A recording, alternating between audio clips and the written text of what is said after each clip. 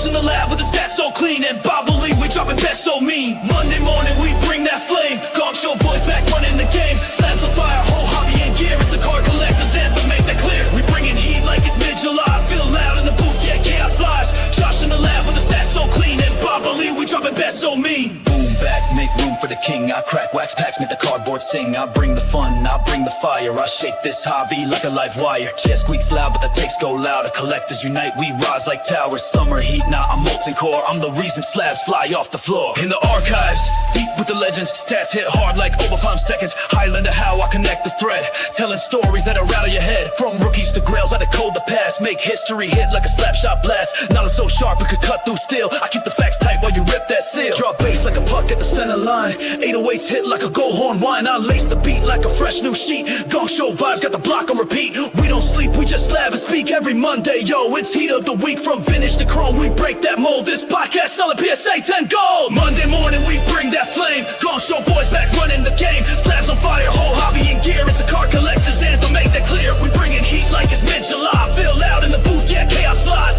Josh in the lab with the stats so clean, and Baba Lee, we dropping best so mean. Slabs go bang, packs go rib.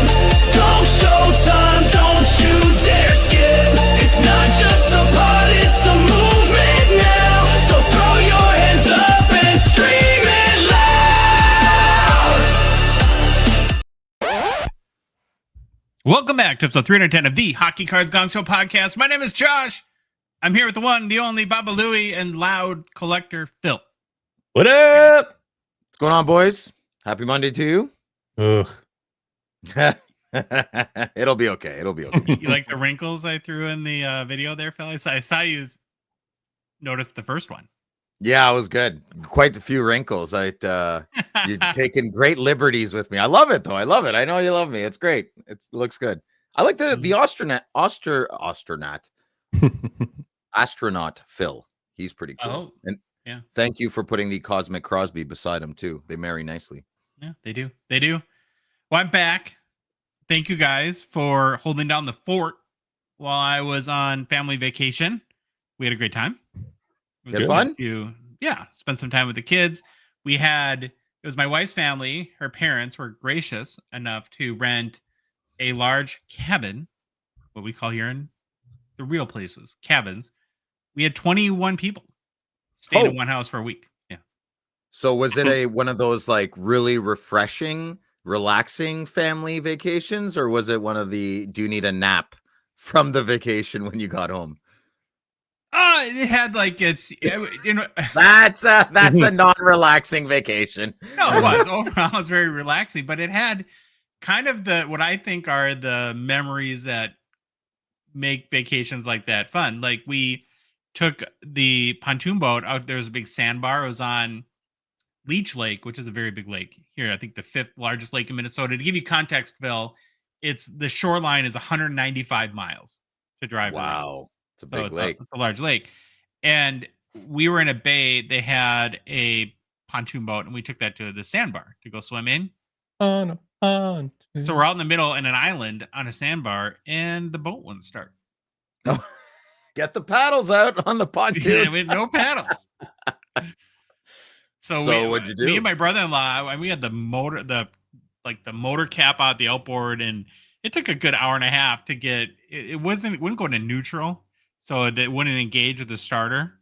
But that was a little. It's like, what are we gonna do out here in the middle of the lake at a sandbar? Oh, God. So quick, best part of this whole story right now is they pulled the cover off the motor, and Josh was actually looking in there like, That's the guy thing to do. You open the hood and you all stare at the engine, pretending like you know what to do. That's what I do. I'm not a mechanic, but we had no alternative to that being stranded out in the middle of the lake. So it's just kind of fun things like that, you know. Wait a minute. How many kids were on the boat?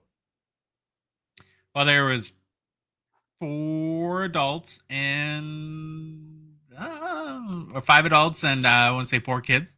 Oh, that's a nightmare. Kids get out, 2 on each pontoon, and start kicking your feet. I've had to do it when I was little. Louis, it was a 20-minute boat ride to the sandbar.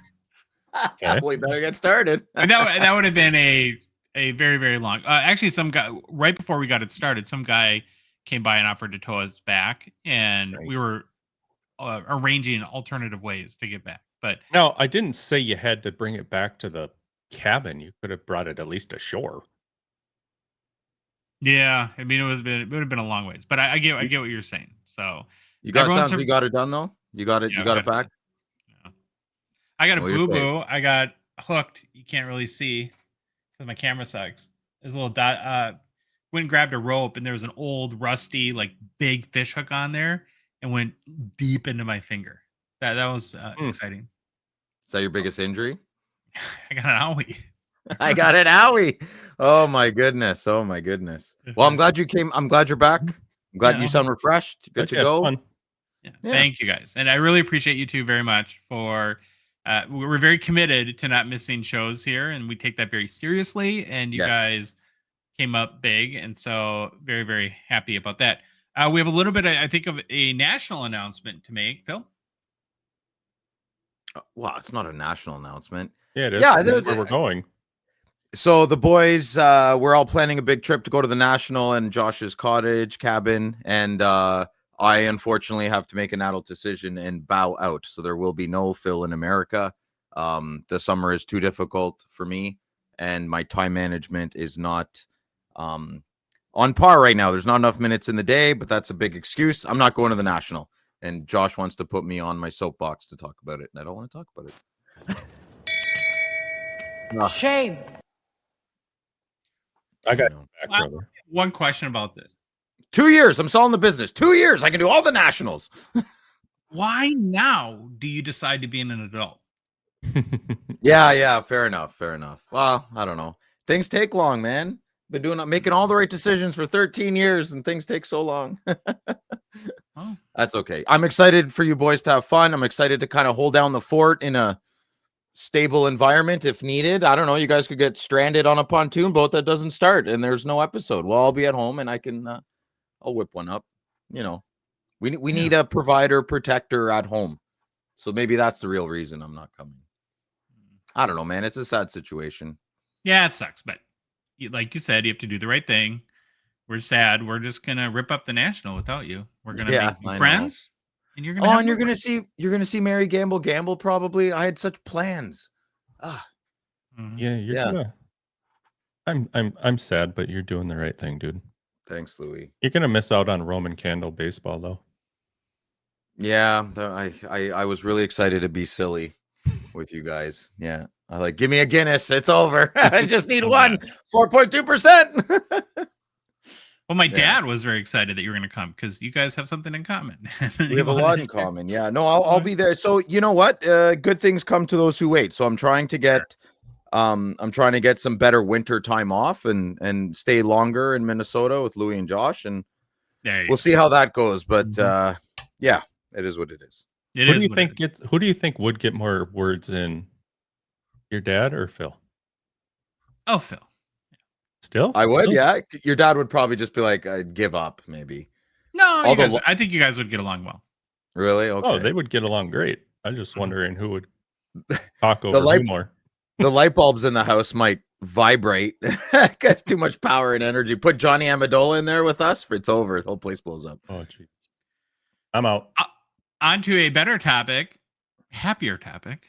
Thank You had a great show Friday Nights with Phil. Why don't you fill people in? It was so good. Thank you, Josh. Yeah. Oh man, I had such a great time. This was really for Dave, and I was honest with Luke on the show. So we had Luke the Cardist on Friday Nights with Phil. What a great guy. So personable, big, handsome fellow. He's from Houston, big Texan. Oh, it was great. And he is so passionate about his cards. And if you don't know who Luke the Cardist is, he's the one who made all the designs on the renewed Young Guns cards. And if you don't like them, that's fine, but you got to respect what he's done. He's come a long way. And I was very honest with him. When they first came out, I didn't like them that much. And I told him, I said they were too noisy for me. He burst out laughing. He appreciated the honesty. And that was a good, healthy conversation. And then a Brady Kachuk one came out. And of course, I fell in love with them. So, you know, that's all it took, a little Homerism. But it was great. Dave was a super fanboy. We had Perchie on there as well. I always appreciate Perchie. He's not even a guest. He's just a good friend of the show. And he hangs out with us from time to time. We also opened up credentials. I was mucho bueno impressed with credentials and the inserts. I had a fun rip. I love that set. I probably go buy another couple boxes coming up. And yeah, no release this week. So you're gonna have to tune in to Friday nights with Phil just for my charming personality and my rugged good looks. Don't forget Dave will be there too. Yeah.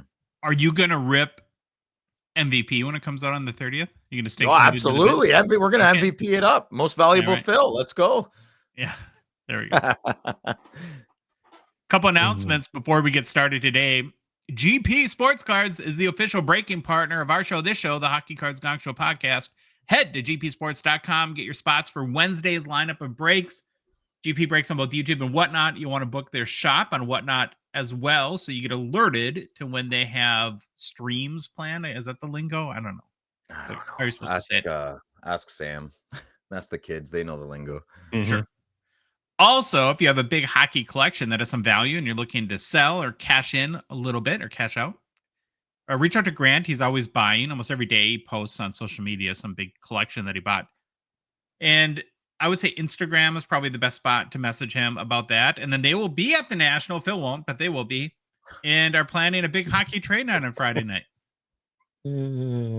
Wow. More details coming soon. This is what happens when you decide to be in it's going to be a long month. If I get a FaceTime at 3 a.m, I'm not going to be happy, but I will answer. We're going to have a perma link set up. Yeah. So we can rub it in your face for not coming. But I'm not. Well, it's going to be less fun for everybody if I'm not there, right? So I do take some solace in that. It will. We mentioned 25-26 MVP, which is crazy that 2025-26 sets are in a week already going to be out, basically. The checklist is live on hockeychecklist.com. And then I was on vacation, didn't add many old sets, getting that cranked up. And then we're doing some back-end changes, some tinkering upgrades to our admin that allow us to add Easter eggs to existing sets that were never part of the checklist. So excited to get that work done soon. Is that Austin Matthews' real card, that MVP? He's trying to look like me. I thought you AI face swapped that. At him. Yeah. He's trying to be like Phil, the loud collector. I see you, Austin. You'll be hearing from my lawyers. Whatever helps you sleep at night. That's got a lot going on in Discord. It's crazy. Tons going on. A ton of people are joining. We'll get to that soon with Louis shoutouts.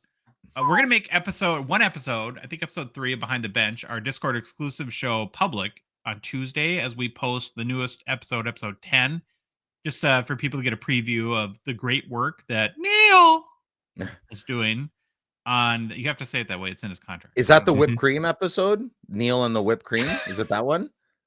That's the one you should put on. Yeah. That one is for the super premium Discord. Super premium? Is that the month we lost members? You log in through OnlyFans. Weird. I don't know why you have to do it that way. Set to Europe, bro. Europe only, bro. So hot. So you get a taste of what Neil has to offer on Tuesday, even if you're not in our Discord. He hates when we do this too. That's the best part of it. Be serious now. Serious faces, boys. Serious faces. We can't. Okay. We're also going to be ramping up soon for the 25-26 season. Fantasy. Speaking of Neil, he's our commish for fantasy hockey. That'll be coming back. And lots of other stuff we're doing. Me and Louis will decide, probably mainly Louis will decide if he has the heart and the stomach to do 5K challenge again. We'll do it. We'll do it. Yeah, we'll come. We may have to tinker it a little bit. I have assistance. I'm already prepared. We're fine. Nice.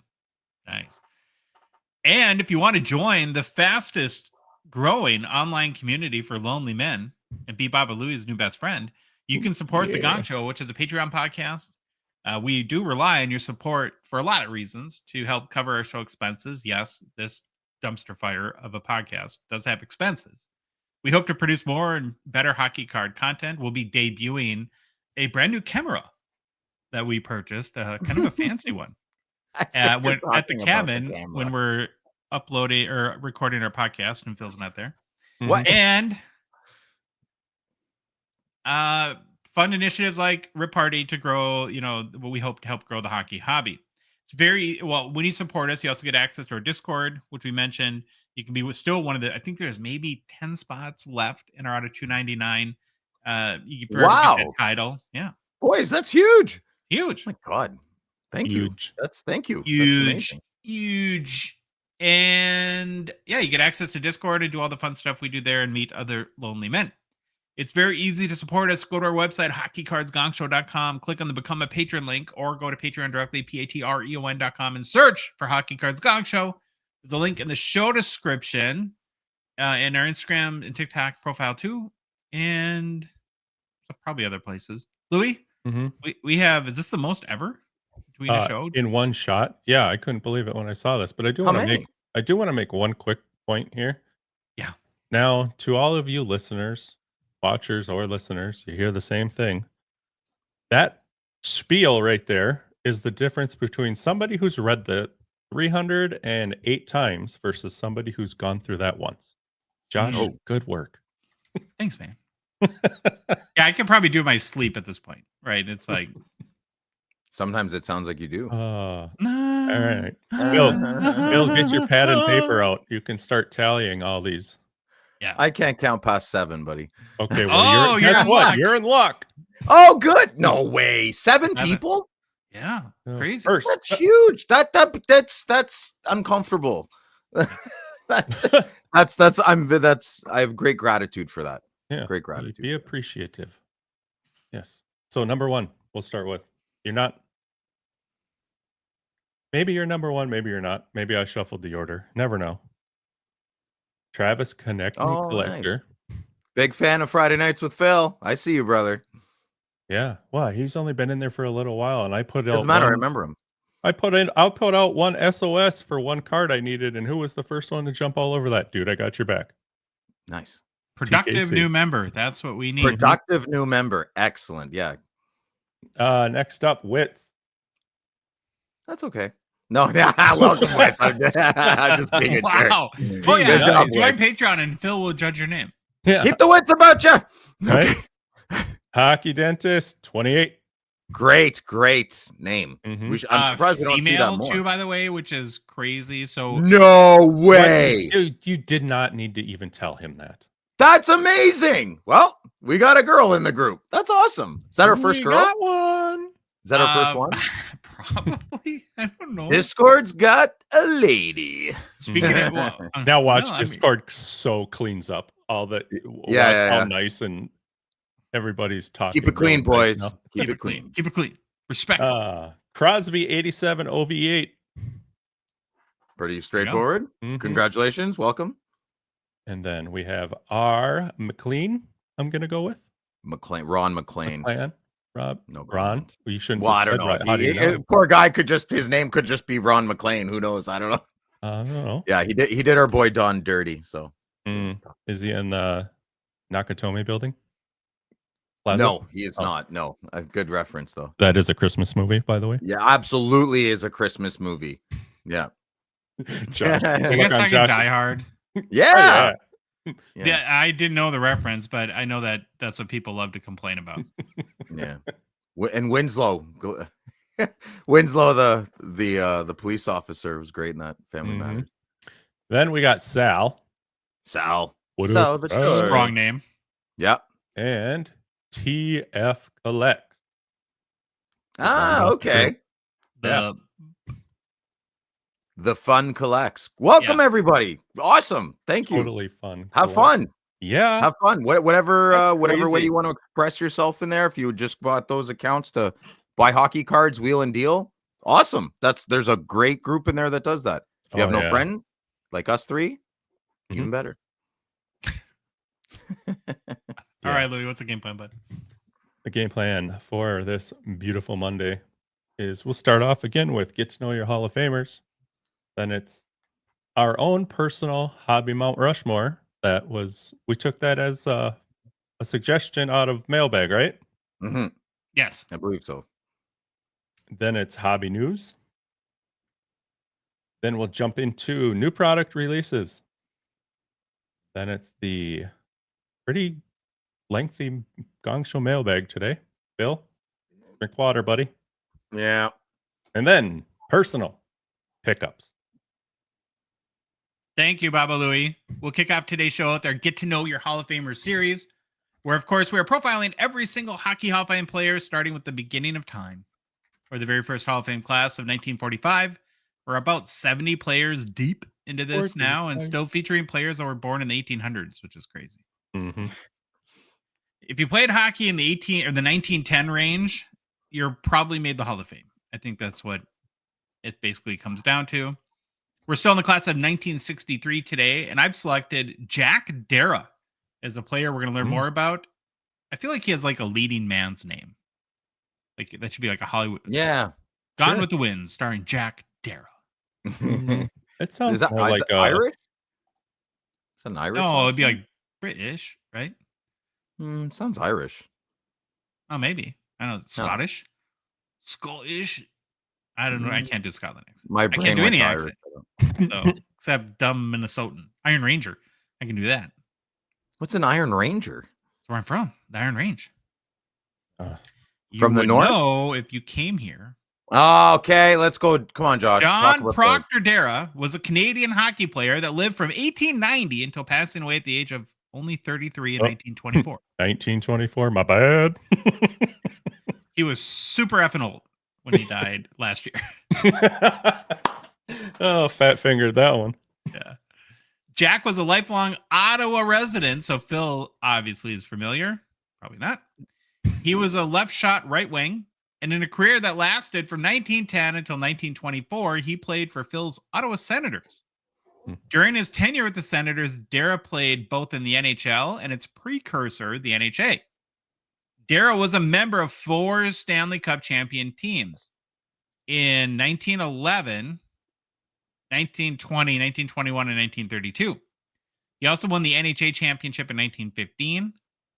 Darragh would play a total of 253 games in the NHA/NHL and amassed 188 goals, 62 assists for 250 career points.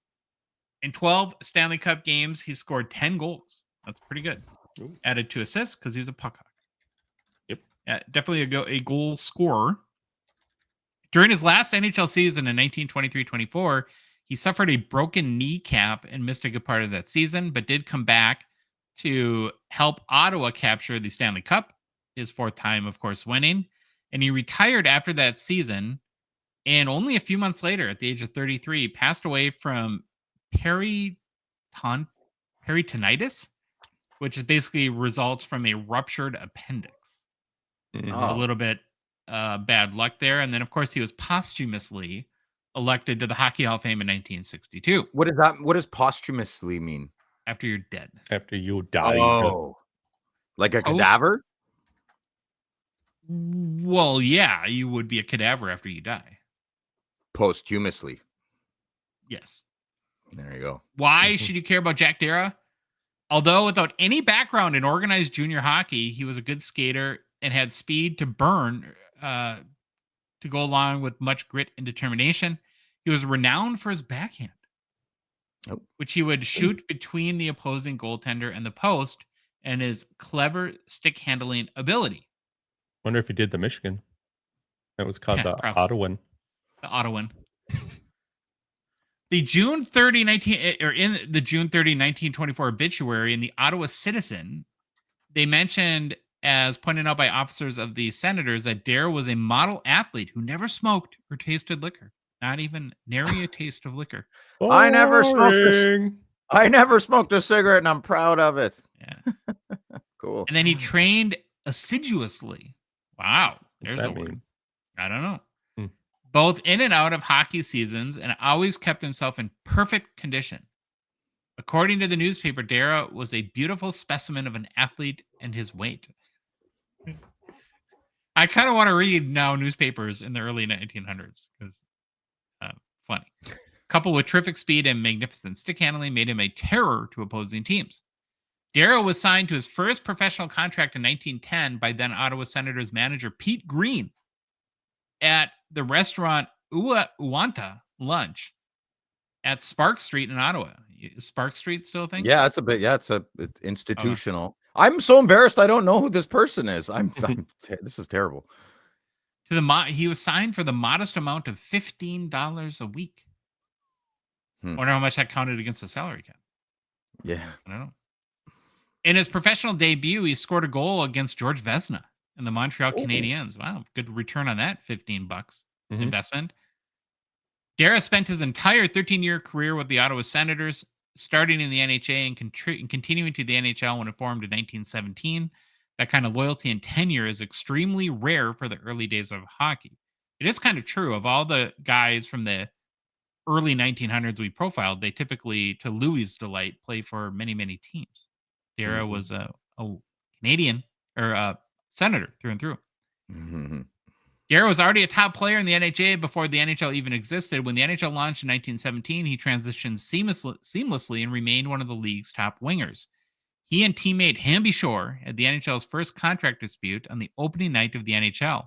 They finally came to terms at the 11th hour, and they even missed part of the first game, which the Senators ended up losing 7-4 to the Canadiens. So contract disputes existed even on the very first night of the NHL.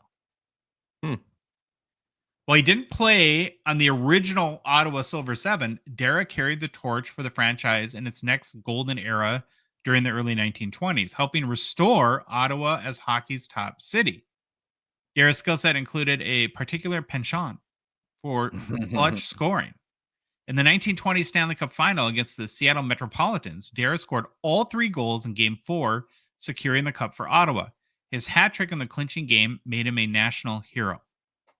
In the 1921 Stanley Cup Finals, a year later, Darragh also scored both goals in the deciding game in Ottawa's 2-1 victory over the Vancouver Millionaires. And Jack is one of 2 players with Mike Bossy to have scored the Stanley Cup winning goal in back-to-back seasons. Wow, that's a great stat. That's a big one. So him training assiduously, I think. Assiduously was with great care and perseverance. Oh. Phil, do you need me to look up perseverance for you? No, I'm good on that one. This could just I don't know how to spell it. I don't know how to spell it, but I know what it means. Yeah. Okay. He's probably thinking it's like armpit sweat, but that's perspiration. Okay. Jack Darragh hobby market.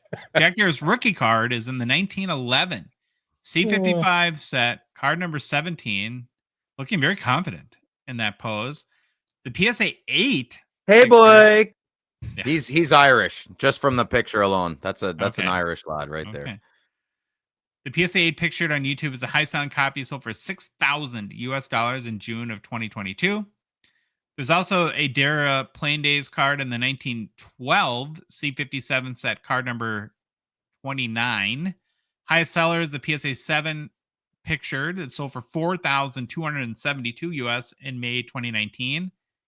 And the final, he has 3 Plain Days cards, and the last one jumps all the way to the 1923-24 William Patterson V145-1 set. It's card number 4. And the PSA 6.5 pictured high seller, $1,475 in May of 2024. I would think that, like, for a guy like you, Phil, I just had this thought. Okay. Where there's so many of these pre-war legendary players from Ottawa, you'd be like being a lifelong Ottawa resident. That seems like that would be like a great collection, like all the Ottawa Hall of Famers. 100% on the list. I'm just not. You know, when you're you got to work on yourself a little bit before you can start dating people. I need to work on my collection a little bit and my knowledge before I can start that collection, because I know me, I go a little nutty, and that is in the cards, pun intended. And that, boys, is your Hockey Hall of Famer, Jack Darragh. Great job, baller. Josh. Yeah, man. Minus the smoking and drinking thing, kind of boring to hang out with, but whatever. Obviously goes to church a little too much. Okay. Well, you nary touch a drop of alcohol, and then you rupture your appendix and die at 33. So you never know. No matter how you never know care you take. We're going to Mhm. start a short series, a 4-parter, we'll call it. And the 4 parts. It's only 3 of us. Hold on a minute. You'll see. So based on either a mailbag question or a suggestion in Discord, I can't remember. I think we said mailbag question, so we'll go with that. Today we're going to start a short series where we reveal each our own personal hobby Mount Rushmores. These are imposters. These aren't people that. These are like the B versions of us. Well, mine looks probably an A version. He looks pretty good. It looks better than you. Mine is weird. I know. Is that my O face? Yes. Okay. And you got a weird hat on. That I think Louis and Dave. So if you're watching on YouTube, we did an AI Mount Rushmore with each of our faces. Now there's 4 people on Mount Rushmore and 3 of us on the show. So I've recruited California Dave. It's funny, he doesn't even know this yet. So as he's watching the show, he's finding out that he's going to have to come on and do a segment in the next few weeks. You're picking, and he's modern only. He's like from 2020 up. Well, that's that. You know what? That'll represent that part of the hobby pretty good. So yes, and there's nuance to this, which the scariest part of this episode is you paying attention for the next 90 seconds to understand what we're doing. So I need your supreme level of focus, Phil. I need you to lock in right now. Locked in. You're next. Yeah. Well, either you or Louis, you guys can decide when we're done. I'll So go. when we thought about our personal hobby Mount Rushmore, what I felt like, how could we do this in a way that would maybe be interesting to people and useful, right? Because I think this is a thought exercise we're all going to go through that maybe will inspire a couple people to do the same. And what we're going to do is we're going to list our Mount Rushmore of cards that we're aspiring to, that we want to have in our, like, where you could say at someday, if I could have these 4 cards, I will have reached the mountaintop of what I want to collect. Okay. And this is where a little bit of the nuance comes in. What I don't want us to do is to say, well, I want all 4 Gretzky rookie PSA 10s, right? So they have to be reasonably attainable. Maybe you don't have the cash right now to get these cards, but maybe in the realm of feasibility, someday you could. And the idea is that it's not the cards that Phil would want the most. It's not the cards that Louis would want the cards the most. It's the cards that I want the most. Yeah, but if it's me doing the segment, then it's me picking the cards. Okay. Yeah, and then so we'll share our own personal hobby Mount Rushmores, and then the rest of us will make fun of each other because we think. I think I could probably guess both of your hobby Mount Rushmores pretty ballparky. Mhm. Well, not right now. I need some preparation, but I'm excited to see what you pick. H. You need preparation H? I don't have any. What? No. What? I'm not that old. Who? Okay. Listen, I don't He's have got those women's problems. deodorant Not yet, on, he's anyways. fine. Oh, I have a song, by the way, that I've been holding on to. You know how, like, once you profess to be on roids, this song is brilliant. I think we'll debut it on the Slab Sharks show. It's the theme of the song is when Phil said he was on that he had roids, he really meant hemorrhoids. Oh yeah, do it up. That sounds funny. That's good. You're always around his butt. Josh is a butt guy. The green apple splatters. Now he's hemorrhoids. Yeah, it's funny. It's funny. Okay. No so, stuff. and again, I think the purpose of this, not to be like super gratuitous, is that, maybe it was hard to do. Like, this took me a long time and I was stressed out. It's a reflection of yourself. So it's not easy. Yeah. Well, I never really thought of, like, if I could aspire to having the 4, the top 4 top cards I would ever want in my collection, what would they be? And it was tough to leave a few cards off of that list, I found. The other thing too that I think we'll have to acknowledge in this is that it could change, right? We could do this exercise a year or 2 from now, and it could be 4 total separate cards. And I think that's part of the fun of evolving in the hobby, right? Is that your tastes and perspectives changed a little bit. So Dave, you're gonna have to come on and do this. Sorry, Mount Rushmore is 4 people on it, and I had a picture of your face. Okay, so I'm gonna go through my 4 cards now. Okay. And hold your snickering and laughing and harsh criticism till the end, please. You have all bad takes on everything in hockey. True. Oh my god, I'm gonna delete that. All right, card number 1 that I picked might be the top one for me. It's a 2012 Fleer Retro Wayne Gretzky Essential Credentials now. It's out of 9. I had to pick at least one card from my favorite set of all time, 2012 Flair Retro. I love, love, love, love this card. Did I say I love this card? Because I do. That's a Josh card. Yeah, it's out of 9, so pretty tough to get. Now, when this last sold, the BGS 9.5 copy, I think it was February. That was, honest to God, is the only time ever I started to think, or I took seriously the thought of all these like fund your cards or consolidation services. Because I think this went in the Fanatics premiere, and I don't want to like overstate it, but for a good couple hours, I started to like think about what I own and what I'd have to sell to have them bid on this card. That's how much I really, really like this card. What else? Oh, so, and I think it's sold for like 20 grand or something like that. So I don't need to have a BGS 9.5. It just has to be a good copy. I don't want one with like a big scratch down it or something like that. So I figure in the 17,500, 20,000 range it would take to get this card. It haunts me in my dreams in a pleasant way, I guess. So, yeah, I know I'm very predictable. I'm sure neither of you are shocked right now. Not but shocked. it's a Not great shocked card, at all. though. Yeah, love it. Absolutely love it. Okay, the second card, I had to stick with Flair Retro. So I have 2 cards from my favorite set. Now, I'm a huge Super Mario admirer, even though he crushed our North Star's dreams in the Stanley Cup in 1991. And even though Phil hates him worse than Danny Heatley, I do love me some Oli Lefsa. Now, despite its recent market values landslide, which it's kind of attractive to me in this case, because I'm a huge PMG stan, but it has to be the right PMG though, right? That's the thing. What we've learned over the last few years is that there's a lot of not great PMGs that have kind of sunk the ship a little bit.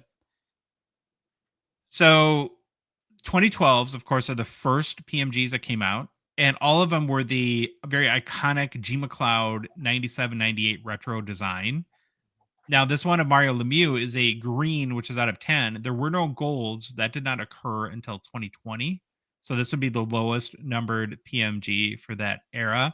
And if I had this card, then I would have a very, very nice Wayne Gretzky, a very nice Mario Lemieux, who are probably, I think, in my opinion, 2 of the greatest or the greatest hockey players of all time. You do From my have this favorite one set. you do have this one in blue, though, right? I do have it in blue. Yeah. But blue's out of 50, and so it's a long way away from the green. Yeah, sure. And but like I said though, the values have tanked on these, and I think the last one they sold for, this is just a BGS authentic, and so again, it doesn't have to be graded even. It just has to be presentable, and I think that's what any sort of what you look for in a PMG, because there's not going to be perfect. There's going to be chipping around the edges. There just can't be like a big gouge where you see a whole bunch of white and that's all you can focus chunks. on. The PMGs, they have chunks out, eh? It's not like little Yeah. strips, or it's chunky parts of the pixel, or not the pixels, the paint chips off or something. Wasn't there like a Brodeur PMG you were looking at when it fell? Was that you, Louis, where we couldn't get past the chunk? Are you thinking of the one I was looking at in Toronto? And then he had a second one, and I bought the second one. Yeah. Because the first one, we were both The of us corner were like, was like a chunky missing corner part, and I wouldn't have been able to look past that. But he said he had another one, and that one was a lot better. So. Yes. Well, that's the thing. You get these cards that have a flaw like that, and the price can be attractive, but literally it comes down to every time you look at that card, that's like the only thing you can focus on is that, and it totally kills the card. That happens to me as well.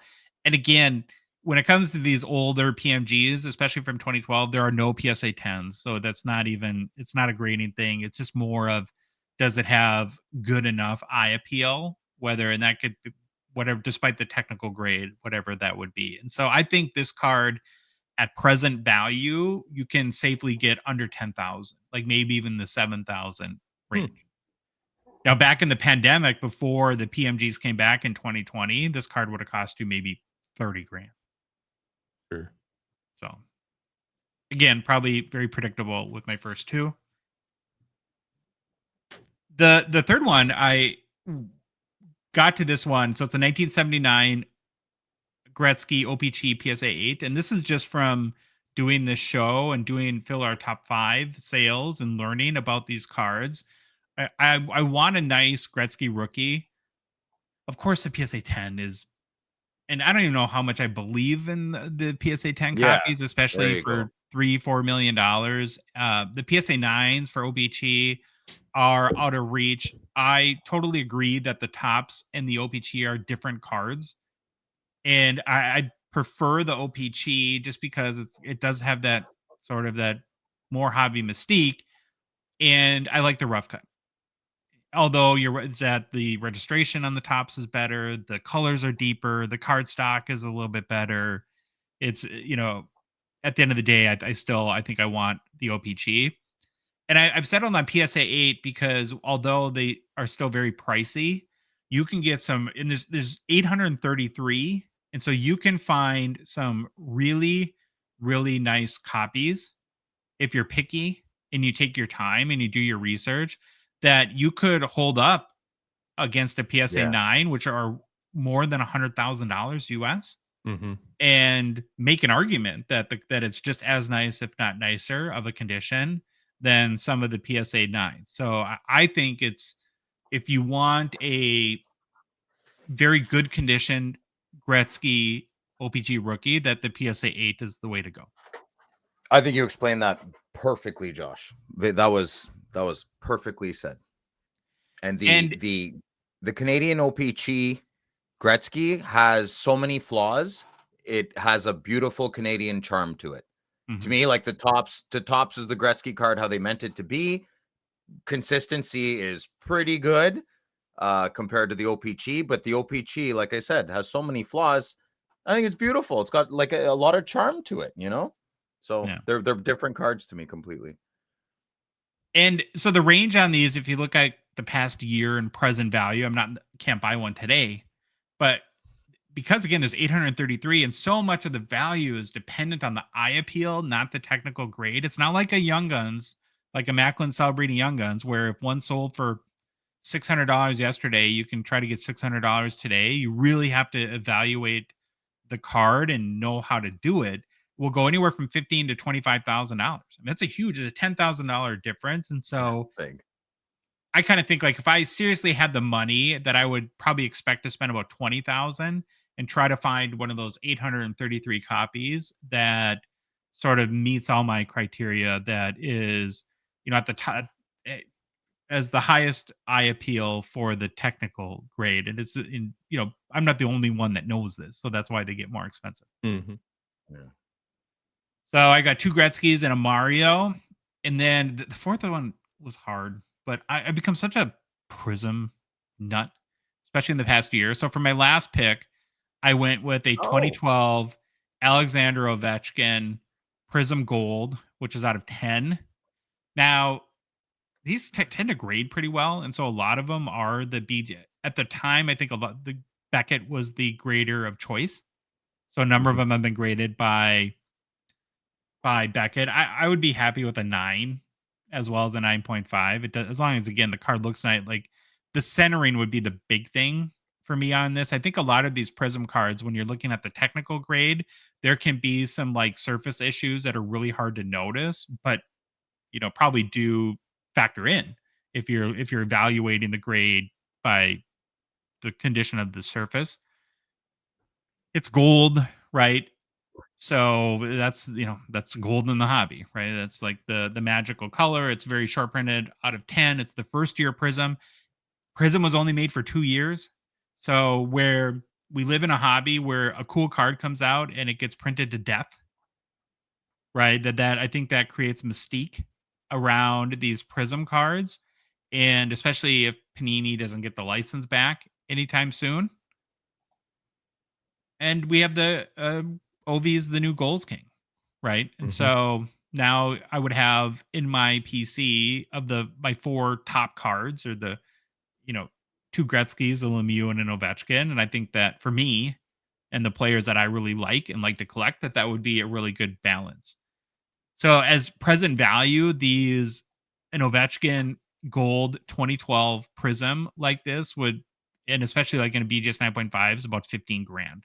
Now they peaked at about 30 during the pandemic, so they have come down a little bit as well, but that's what I would expect to spend.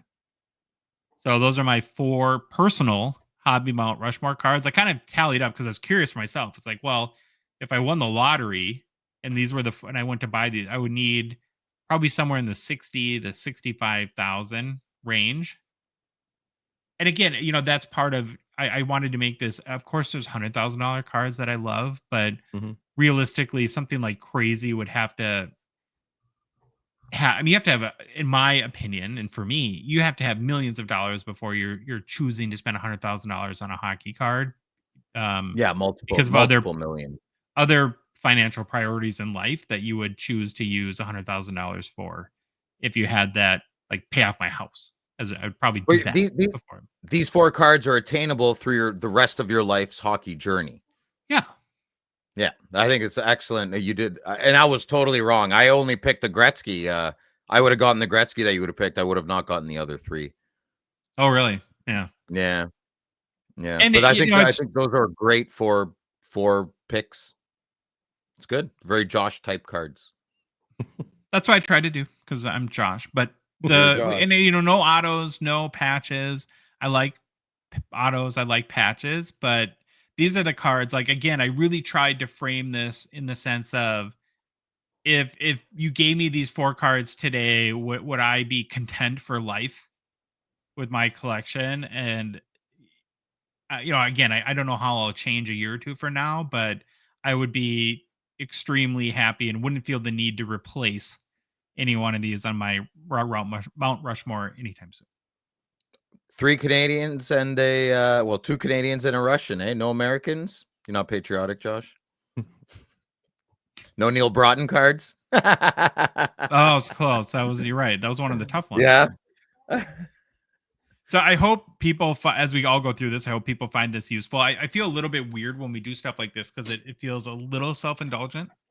Like, why do people give 2 hoots of the cards that I want the most? But like I said, I guess maybe, it was a suggestion and I thought a good one. And we are in the middle of the off season, so we need stuff to talk about. Yeah. And that, again, if it can inspire someone to go through this exercise for themselves, I'm actually really glad I did it. Like I never even thought of this. And it's like journaling. You reveal things to yourself when you journal, right? So you probably revealed some things to your hobby Josh persona. And found other things as you were just searching online along the way too, that that'd be a nice card to have too. Or maybe when like one of these comes up again and there's like the Slab Sharks does a, sell your cards to get it sort of thing. Maybe I will. What was that? My Nerf ball I fidget with. Popped out of my hand. Okay. That was random. I might actually take advantage of one of those opportunities or something like that, because knowing, or maybe I start saving up for one of these, like the Lemieux or something like that, or trade up to it, that sort of thing. Who wants to go next? Yeah, I'll go next. I want to go next. I'd like to reveal some things to myself. I want to peel back the Phil onion. Maybe it's scary, but have you guys heard from Phil in 3 days? I felt I'm really just crying in the corner. I'm just crying in okay. the corner, sucking my thumb in the fetal position. On our production meeting, do you want to do it Wednesday or next Monday, or Thursday or next Monday? No, let's do it next Monday because I'm long-winded, and let's do it on the longer one. Yeah. Okay. All right. Slab Sharks is a Gongshow partner and sponsor. We are thankful for their support of our show. Current Slab Sharks weekly eBay auction is live. Ends this upcoming Thursday night. More than 4,000 cards available in this week's auction. Another total banger, of course. Lots of heat. And, of course, another huge one-on-one hobby grill. That's all they do around Slab Sharks. Every week, it's been something. So already a lot of action. Louis was at my house last night. We couldn't believe the bids already on this 23-24 Ultimate Collection. Connor McDavid, NHL Shield 101. A bad card, huh, Phil? Beautiful card. I didn't check today. I don't know. Maybe you did, Louis. It was at 32,000 Canadian already. Already? Oh my! For a 10th year, 1 of 1. Wow. That's what we said last night. Yeah. Or Josh said right away for a 10th year. 32-1 still. But it's a Connor.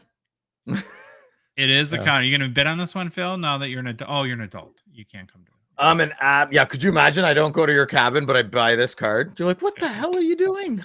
Yeah. I don't know. I kind of get it if you bought this card, but yeah, I don't. Yeah, it's a very nice looking card. It's a beautiful card, and I'll be very honest right now. If I was at a card show and I saw this for $2,000 at a table, and I had my 5,000 in my pocket, I'm not buying it.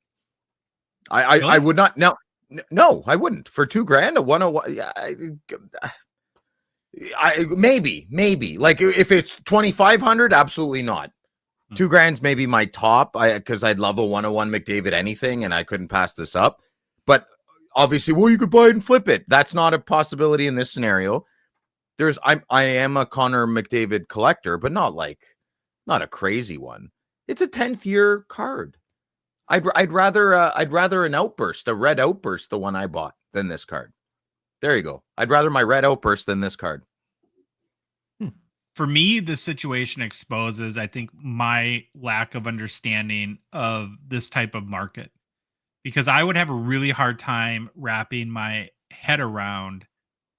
I think we're kind of in the same place, Phil. Like, so let's say this ultimately goes for $40,000. Like, I think what we're finding about these big auctions is people hit them hard early, and then they don't like double at the end. So let's say it goes 35,000 Canadian. Mm-hmm. It's like, so it's technically it'd be an 8th year, right? Because it's a 2023. Yeah, we're just being jerks. Yeah, I don't understand like what the value of this is 10 years from now. I can't wrap my head around that investment. And then, like I said, I don't think it's a knock on this card. It's just a knock on my. Oh, it's a beautiful card. I love the card. I don't see where the legs this price is carrying. Like, I'm a big Brady Tkachuk collector. The only one of one Brady I'm willing to break the bank for or pursue or fill my thoughts with are his first year. Every other Brady Tkachuk 101 I have, I got a great deal on. That's the only reason I have them. I'm not a big one of one guy. I thought that Jake Sanderson Ultimate Shield I bought was a great deal. Under 2,000 for a signed auto of a player I think has the utmost potential. That's his rookie year. Mm-hmm. I have no interest. Like, so I won't even pay $1,000 for a cup auto, one of one Shield Brady Tkachuk. I'll save my money. I'd rather put that $1,000 towards something else. Mm-hmm. So that's how I look at it, right? But they're their own, like the Jason Lee's, or was it Matt Lee? Sorry. There's a small group, but they're powerful and they are excitable people. Well, and I think that's what it comes down to, is that there's one of these cards and there's people like Grant and Matt Lee and that chase them. And so everybody's competing for one card. And probably these McDavid shields aren't an auction every week. So I'm sure it's an opportunity to I'm getting this, and all it takes is two people to say, oh, I'm getting this no matter what. Well, there you go. Beyond the McDavid, this weekend we spent some time looking through the auction, found cards that spoke to us and that we want to highlight like we do every Monday. Now, it was really touching because I was gone last show and the boys missed me so much. They each reached out independently and asked me if I would honor them by going first. Mm-hmm. And who am I to disappoint my two biggest fans? So You're welcome, guys. And this one's for you. I dedicate this to Baba Louie and Phil. My two favorites. So the first one is a 23-24 Upper Deck Logan Cooley Young Guns High Gloss out of 10. PSA 10. Golden Gopher. Row the boat. Sky Yuma. Go Gophers. A big Cooley card. Last week, the Shield sold for like 15,000 Canadian. Wild, Yeah, it was a really nice card. So maybe there's a little bit of excitement or steam around Logan Cooley this summer. So that's back-to-back weeks with huge Cooley cards. And this is a biggie for sure. Super Cooley. Yeah. Super High Cooley. Gloss. That's the one. I've let go of a lot of the exclusives because they're out of 100. So to me, it's like High Gloss or Red Outburst or Bust. That's how I look at that game now. The next one we featured on our Hidden Gem segment is my all-time favorite Day with the Cup card. It's a 2018-19 Upper Deck Alexander Ovechkin Day with the Cup PSA 10. He's doing weird things with a cup and a twin bed. I don't want to know anything beyond that. Don't ask questions. It's probably his house in Russia. It's probably his, like, it's probably the bedroom he grew up in, maybe something like that. This card is awesome. And I always forget it exists. Yeah, I think at this grade, probably well over $1,000. But Really? Yeah, these Yeah. these bring in a pretty penny, hey? they're rare. Yeah, I mean, we'll they're like see. 1 in 2,500 or 2,000 packs to hit one in the first place. Mhm. Wow. Well, tune in Thursday night when we're all gonna see how much it goes for. Yes, sir. Baba Louie, what are your favorites? First one was a 2017 Upper Deck Splendor Connor McDavid bordered patch auto silver. Guess it's a short print. That's 22. I'm still a sucker for Splendor horizontal cards. The patch is awesome. About it. Nice card. Yeah, nice card. Simple. Number 2 is a 2019 Upper Deck Ultimate Austin Matthews signature material Laureate, I think is how you say that. Laureates. It's Laureate? like a Laureate? laureate, like a graduate. It's a honor in school, I think, right? Nobel laureate, like a winner. Ask me. I don't know. It's a winner, I think. Patch Yeah, don't auto ask out Bill. of 25. Why'd you pick this card? I told you. The way I go through this is I just scroll down. I just keep scrolling. And when I see something that makes me stop, I usually Yeah. pick it because There you it made me stop. I don't know. For whatever reason, I stopped on this. All right. And it was right next to a stature patch auto too that I was thinking of going after too, but All right. I don't was know. just curious. I just has nothing to do with Matthews, nothing to do with trying to get under your skin. For whatever reason, this card works for me. I thought it was super cool. So Nice looking layout. card. mhm. Great Very player. Greek Good on him. looking. All righty. My Better two mustache. picks. Yep. Beautiful. This card, I might go for it. I might actually go for it. So I left this What for you- you, by the way. thank you, I was Josh. gonna- I did. I'm a huge Fleer retro guy. So not like Josh is a big 2011-12 Fleer retro, and I am too a little bit, but not as much as him. But I'm a massive 92-93 Fleer base card design guy. I love this card. So anything 90s catches my eye. Anything early 90s cheesy, I buy. I love the Windows 95 feel of these early 90s Fleer cards. When I think of Fleer to this day, I think of this design. I find some of the flagship from last year, or was it this year? I can't remember. Kind of looks like this. It's a great design, and I love it. So buybacks, it's a buyback as well, isn't it? Well, since I broke, I'm in the buyback game now because I got my first Gretzky for like $300 last week. I'm confident to say I would like to go for this card and it to be my second Wayne Gretzky buyback. Now, I'm saying all this on the horizon of a topic we're going to talk about after. I am willing to take a risk that this might not be Wayne Gretzky's autograph. I highly doubt it. Probably not. But is it possible? Yeah. But this is like an upper deck buy, like, you know what I mean? And they got this. I've accepted the risks and I'm going to push forward and make a bid for this card because I'm okay with them. I'm not looking to make money selling this card when I sell it, if I sell it. This is a great Phil card that I want for my collection. I think this is a pack pulled card, Phil. So I mean that's a big difference. Oh, okay. Well, that makes me even happier. Great. Then I'm definitely going for the card. Yeah. Demons conquered. Okay, Well, next card. No, I want to mention too that Sure. you're ever evolving, your growth as a human being. This kind of fits that perfect PSA slab that you're now liking. Yeah, and it's an authentic, and that's what I want. I'd want that. So this fits all the Phil check mark boxes. And because it's been certified PSA DNA, if you do go for this card and win it, and it is found out later to be hooey, PSA sends you the money. They've certified. Perfect. That's the whole. Yeah, love it. So I just think it's a great card, and he signed the autograph in a beautiful spot. He's in the Kings. The old school Kings. Well, not the old school, not the ugly purple. Anyway. All right. Love this card. Purple? All right. I love the purple. No, I didn't. Second, Marcel Dion would have been in the Hockey Hall of Fame a year earlier if they didn't have purple jerseys. Okay. So what you're looking at here is a 2024 Upper Deck Skybox Metal Universe. Brady Tkachuk, liquid gold. I'm probably not going for this card, but I wanted to bring it up for a little case study for the good listener. Here's a new concept card we got introduced to our hobby this year. Liquid gold. Rave reviews. I'm a big player collect. I also have great FOMO, fear of missing out.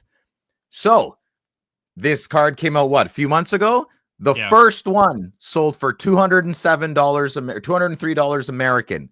The second one, a day later, sold for $100 and change. That's half the price. Okay, guys. The third one, public sale. I who knows what's going on at shows, but the third public sale of this card was like 2 weeks ago for $71 American. So this is a good example of just hold on a little bit. Let the guys like me 10 years ago or 20 years ago or whatever, 5 years ago, let them freak out and pay the high price. Then once the first guy goes, the second guy, third, fourth, there aren't 10 Brady Tkachuk collectors going to pay almost $300 Canadian for this card. They're not, right? One or two might. That's nice. Good for them. So see where I'm going with this? The current bid for this card is $4. Can I tell you? I'm curious. When I'm finished. 1 sec. So I'm curious to see what this ends up on Thursday. But patience, ignore the FOMO if possible. It's a good test of your discipline in a silly setting. You can do it. You can do it. Eat the cake in bed, but don't buy the new insert right away on release day. Okay, go, Josh. Thank you. I have a funny story about. I paid $515 the other day for liquid gold. What? A Gretzky? He did. No. Nope. I don't want to say because I'll show it when it comes. Are there parallels of liquid golds? No. Like liquid silver, but worth more? You Are you pulling my leg? No. It was a beautiful speech that you gave, and it was a lot. It was really, and I don't disagree with your advice. So while you're going on and on, I'm like laughing. I know because Louis knows I did it too. Yeah, I'm But just probably dying on the inside as well. I feel, how do I not know? Like you freak out if you're like, oh my God, I can't believe I've overpaid $6. I don't know if I've overpaid without revealing the card, but so here's. First of all, I used Slab Sharks, and I bought it with money that was mine, but I had cards laying around the house, and now we slip to Slab Sharks every week, and we made it easy for U.S. collectors to send their cards to Canada. So I sent a whole bunch of crap, and I got some money, and I bought the card with that. So I don't feel like you gravy money. Gravy money. House money. You're right. You're right. House money did, and it was the fourth purchase of this card, and it was not the most. Wasn't Brady Tkachuk, was it? No. Okay, I hope not. But you're probably right. I'm sure the card will be $200. It's O-Pee-Chee. It's Ovi. I think it's Ovi. That's what. It's Ovi. Yeah, it's Ovi. Yeah. Oh wow, you're a great little secret keeper. I know. Tell me every secret. I'll keep it for 42 seconds. Tell me lies. Tell me sweet little lies. So thank you for giving us all advice, and I obviously could have used it 2 days ago. My financial advisor is homeless. I mean, but he's great, That's how it works. Good picks, Phil. Dude, these cards are so amazing. If this is really $70, you got to go for it. Come on. It's $4 right now. And you wouldn't want it for $10? I'm not a die cut guy. I just want to, I don't know. I'm a big believer in liquid gold, but I could totally be wrong. Is it the floppy one? It's floppy, right? It's like 14-point thickness. It's a flaccid card. Stop it. We have 3 highlights from U.S. consigners that have sent in to Slab Sharks to help sell their cards for some cash. We're going to roll through these really quickly. A couple of Luke Hughes and Elaine Hudson. So the first one is a 23-24 O-Pee-Chee Platinum rookie autographs, Luke Hughes, Violet Pixels auto out of 99, PSA 10. Very cool card. Then we have a Lane Hudson draft day marks out of 35. So if you're an S short spelling Hudson, this would probably be a very appealing card. That's how those work. I need to see. Listen, anybody got a Brady Tkachuk nameplate? Not nameplate. Letter day marks of I just need the C. That's all I need for Brady Tkachuk. I just need the C. So, I mean, like 4 years I'm waiting here. And then another big Luke Hughes card, a rookie green PMG. That's very a big cool. one. Love the green of the PMG this year. It really pops. It's like Slimer green, eh? From the Ghostbusters. Good green. Yeah, that Latang I pulled was pretty sweet. I liked it. The color, anyways. Did it shimmy shine when you pulled it out of the pack? And shook. Nice. In all the right places. Now, the reason why it seems the entire hockey hobby is choosing Slab Sharks to convert their cards to cash on eBay is, well, it's two reasons. First, they make it simple to sell your cards on eBay by eliminating all the hassle. You just drop them off with a rep or send them in and you're done. And even now for U.S. hockey collectors, there's no international shipping to worry about. All you got to do is send them to us, the Gongshow boys. And then Louis canoes them up to Canada. That was really funny. Boy, do his arms get tired. The little Gordon Lightfoot in the headphones. Where you go, bud? Hey, whatever. Yeah. So he gets them there for you, and then you don't have to take photos. You don't have to list your cards, answer bidder questions, hunt down payment for winners, worry about shipping wherever the winners reside all over the world. Or most importantly, and I mean it, most importantly, there's no post-sale issues. Slab Sharks takes care of it all. Plus, your cards get included in the biggest weekly hockey auction there is, with so many hockey collectors, or where so many hockey collectors come to add new cards to their collections. To give Slab Sharks a shot, try the link in our episode description.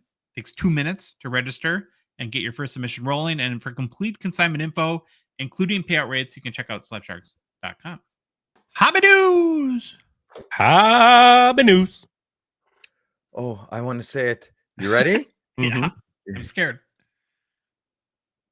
I lost it. Hobby news. Sorry. Oh, that was very anticlimactic. Oh no, I got it. Nobby Hughes. That's all it was. Just I replaced the letter of each word. Nobby Hughes. Fail. I know. That was worth the wait. Thank you for that. Yeah, I know. Well, wow. Big scandal has rocked the hobby. Fake auto scandal. I think most of you have probably seen at least bits and pieces of the developing story regarding the big raid in Indiana, suspecting a large fake memorabilia ring and scheme. Now, a lot of information we're going to share comes from a story published on Sports Collectors Daily's website. It's turned out to be quite a sordid tale, boys, with the alleged mastermind penning what appeared to be a full confessional on Facebook in an autograph group. Then took his own life, I guess, after that. So, yeah, just crazy stuff.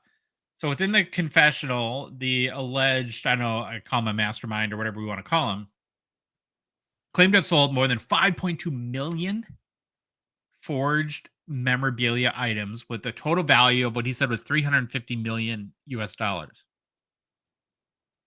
Now, this person has been identified as Brent Lemieux, of course, a hockey name, a 45-year-old Indiana resident who was the one who had presumed to have taken his own life.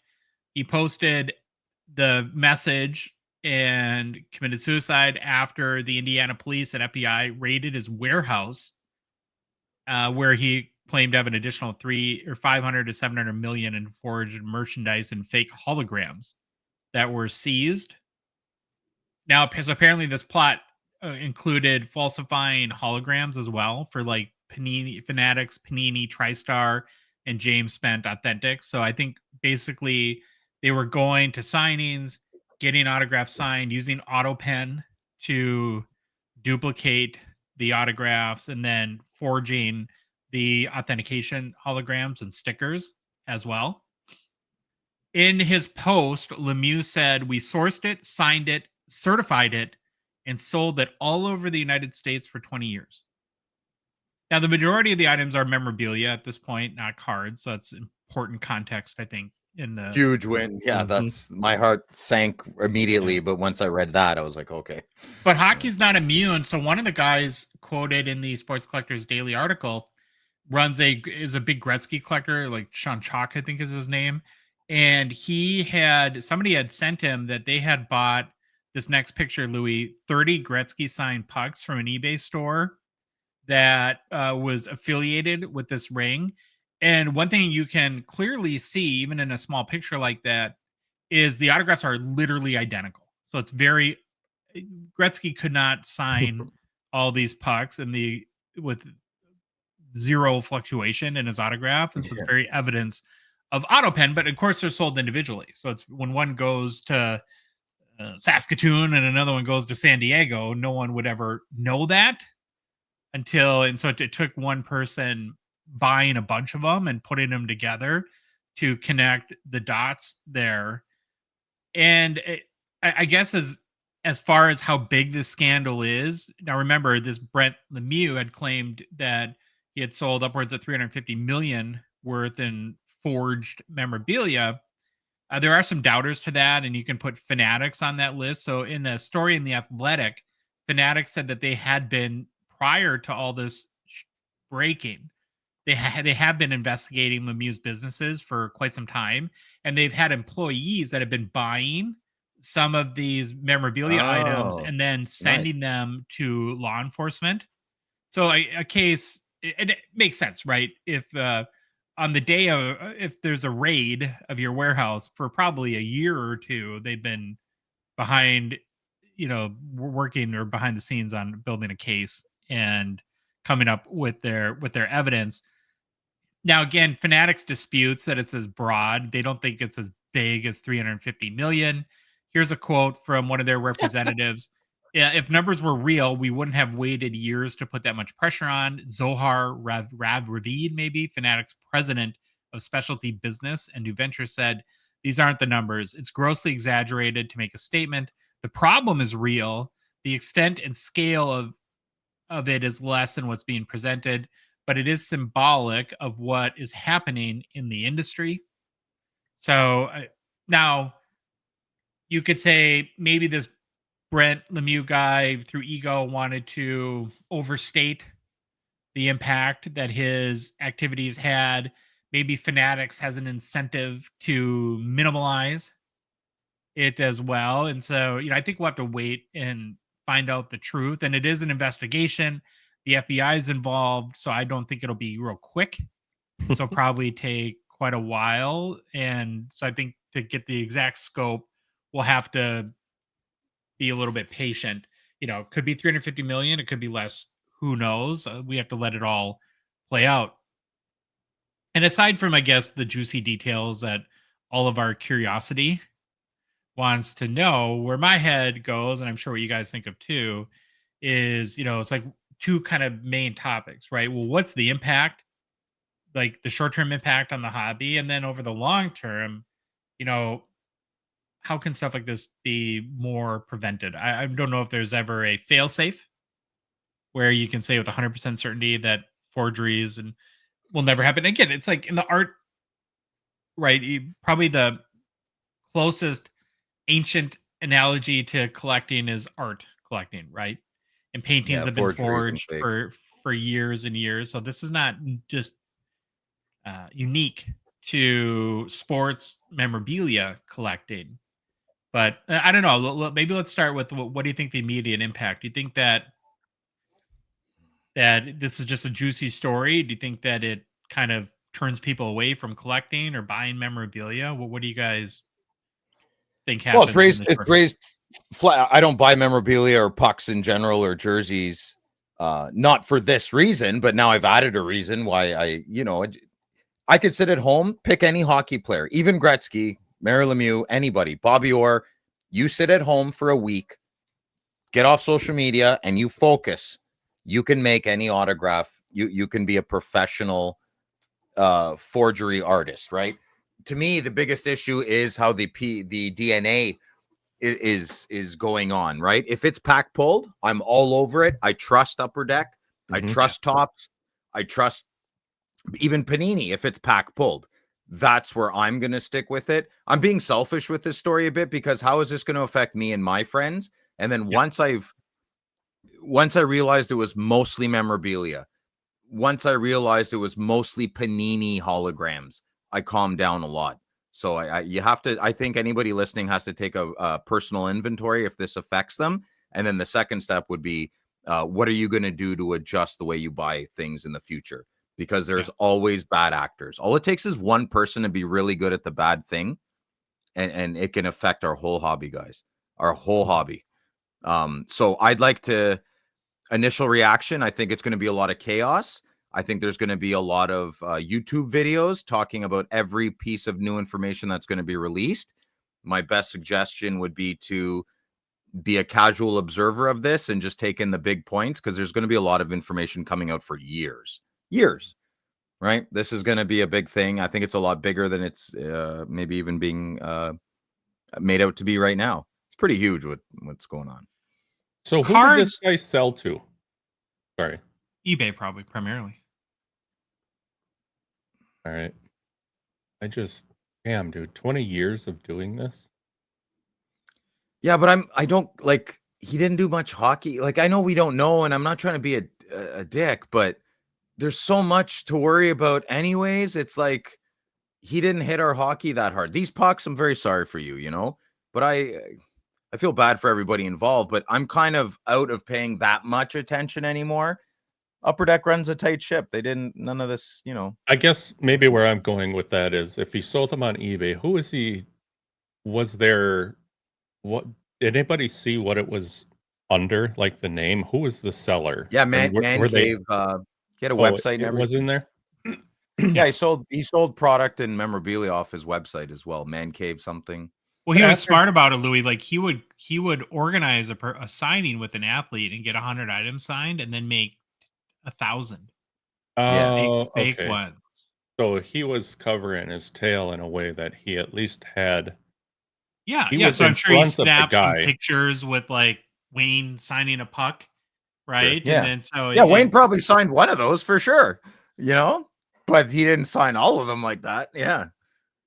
I think another distinction between memorabilia like pucks and cards, which is what our passion, of course, is that cards add a whole other layer of complexity to doing something like this. Anyone can get a puck and an auto pen and put Wayne's signature on it. No, it sounds like the most kind of cunning thing he did was by falsifying the holograms that made it appear that these were authenticated. But cards, you have to reproduce the card, and Upper Deck uses crazy technology on these cards. A lot of the highest value cards are serial numbered, right? So that adds another layer of what's like, well, all of a sudden, if like 10 copies are on eBay of card 17 of 25, then people are going to know something's, the hobby catches onto that stuff pretty fast. Mm-hmm. I am surprised. Like when we were kids, my local shop, Sluggers, had like their personal COA, right? Like certified guarantee that this was signed by Luc Robitaille. I knew the owner, like the owner was like that certificate means nothing. That means, and I'm sorry, Brad, I'm sorry to say this. When PSA certifies an in-person auto is authentic, that's where the problem is. They're not, I think there's very few people on this planet that can give you that guarantee. I don't think it's hundreds of people that are trained casually. I want to see that cleaned up. But at least PSA does guarantee it, though. Okay, yeah, but right, what a mess that's creating, right? Yeah. What a mess. What happens when the day of reckoning for that house of cards falls down? Well, then they have to own up. So PSA goes bankrupt and no one gets their money. Like, that's not a solution. I'm not gonna. They guarantee it. Okay, it needs to be better. I bet you they're having closed room doors right now, being like, listen, we need to. This is where I would want regulation. Mm-hmm. And I'm not a government regulation guy. And this is where I think that conversation at least needs to be discussed. Something needs to happen. This is unacceptable. To your point, though, is I think you can ask the question, will we reach a point where it will be not even possible to detect if an auto is real, right? Because like, think of this for a minute. Auto pen is not new. It's been used it's decades old. Yeah, there's Ghostwriter too. With AI now, you could easily create a mechanical version of an auto pen that analyzes 10,000 Wayne Gretzky signatures and say, I want you to sign 10,000 times with an authentically looking Wayne Gretzky auto, but make all the different nuances and variations that he would do as an auto to make that no two are identical. And I know, of course, that technology exists that if to make today. There's one person on the planet gunning to do what you just said. 100%. I just hope they're not involved in hockey cards. You know, but yeah, like you could put a randomizer in an AI ghostwriting pen and do exactly what you said. Analyze 10,000 and randomly every auto is just a little bit different enough. You know, it's terrifying. What are we going to do for trust? So I just said I only trust pack pulled. Well, what if Upper Deck goes from private to public? They get an evil CEO in 10 years. And then he's caught with this scandal and whoa, it was all pack pulled. Yeah. I mean, we need to get some trust back. I don't know how you do that, but that's a currency that has been lost in society. Trust. Oh, and So- even the athletes use auto pen. Like, and some of the stories on this, it was referenced, and we all knew this anyways, but that Wayne Gretzky has used auto pen. That and and this kind of was, I thought, a very mind-blowing stat that in the 90s, when he was in the height of like being with the Kings, he was getting 9,000 auto requests a week Oh my God. from fans. It's wild. Yeah. I mean, he could have signed 24 hours a day and not fulfilled. And so, and then they reference like Mickey Mantle would have the equipment guy sign his autograph back in the day because, you know, you're an athlete and at some point you don't want there's a kid that wants your auto, but you're not in the mood. So it's like, Tom, sign this for me. The most magical moment in that kid's life was when he wants Mantle to sign his card. And the most regular moment of Mantle's day was just like, oh, sign this. I don't want to sign. You know, like Sure. it's Had a bad day, right? It happens. yeah, happens. Yeah. Jordan used it. Tiger Woods I'm has sure. used it. Sure. Yeah, when you look at like Griffey, Jordan, Gretzky, Tiger Woods, some of these cultural icons, not even sports icons, have just requests that are not sustainable, right? For one person to do it. Our human mind can't handle these crazy mental gymnastics. This is going to be, if I pull it from a pack and I got a Wayne Gretzky autograph card, and it's a modern day buyback of some sort, I'm not going to think if that is a auto pen. I can't. I have the older I get, the more you realize things and the crappier everything seems. So I willfully ignore, if anything pack pulled might be ghost pen, I willfully ignore that possibility. That's how I'm going to get around this. We touched on this probably a year ago, maybe, but I had a card signed by Puckett right in front of me, and PSA and Beckett both told me it was fake. Yeah, but I mean, I've done a couple of videos on how they picked other cards that they said weren't fake. That's my to me, that's my beef. Yeah, that needs to be cleaned up. That's very wishy-washy, and that's the autograph. Okay, how about this? I can accept the grading is a game a bit. Oh, just crack the 9. You might get a 10 next time. Fine. I willfully ignore that. I'm not playing the game. I choose not to. You want to play it? Great. This is not a game to be playing with autographs. The stakes are way bigger. Way bigger. I wouldn't be messing around with if an autograph is authentic or not. And if there's just no way to tell forever and always, well, then that's what happens. Then be careful when you buy autographs, right? One of the reasons why I primarily collect parallels and inserts is, to me, this stuff stresses me out. Yeah. And so I don't have to worry about, is the auto legitimate or not? I don't have to worry about, will the auto fade over time, or was part of it written into a patch window where people are going to scrutinize the value of the card now because whatever accepted, or was the patch swapped, or things like this. And I just find it simpler to collect that way, and that is, for my mind, is appealing. I still like autos, Mhm. I think autos are cool. I like patches. I think patches are cool. I just don't want the stress of trying to manage all of that within my collection. So I choose to focus in other ways. We didn't even have autos in packs when we were kids. Like, it wasn't until the mid 90s where it's like, what do you mean it's autographed? Like, no, they autographed it and they put it in the pack. It's like, whoa, that's crazy. Because after every game, I'd wait to get an auto. Like, that's autographs were married to the in-person event of the memory of whenever said person got it. I don't remember what set or what company, but when I realized autograph cards are coming in packs, that was like crazy to me. That was like a huge game changer, you know? And now look where we are. It's normal. You got to get an autograph a box or the civilians gang up on you and the lynch mob comes out. Yeah. Different monster.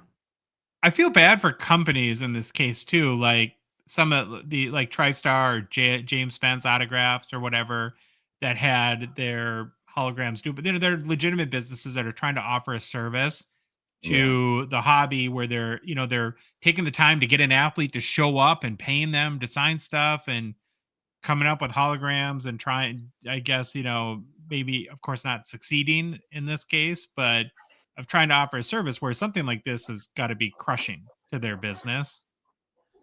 Because they just kind of Well, just the association alone, like, you guys didn't do your due diligence on this guy, like, you know what I mean? And they did, but nothing bad turned up. Who knows? Just what a mess, buddy. And he took a coward's way out too. I mean, brutal.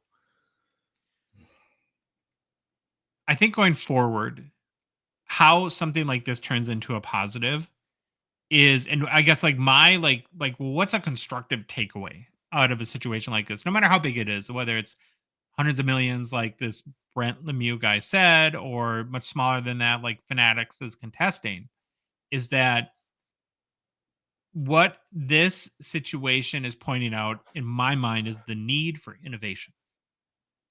That the criminals are ahead of the hobby Always. businesses right now, and that there's, what sort of, because I think the ball is in the court of Fanatics or J-Star, JSA, TriStar, Upper Deck, whoever you want to, because Upper Deck has a big memorabilia business too, right? To how can you guys innovate and use technology, whether that's unique identifiers or that aren't stickers, that can't be copied, or I don't know, maybe Upper Deck had wind of this information, and we all asked when the cup came out, why don't you just put a sticker on the back?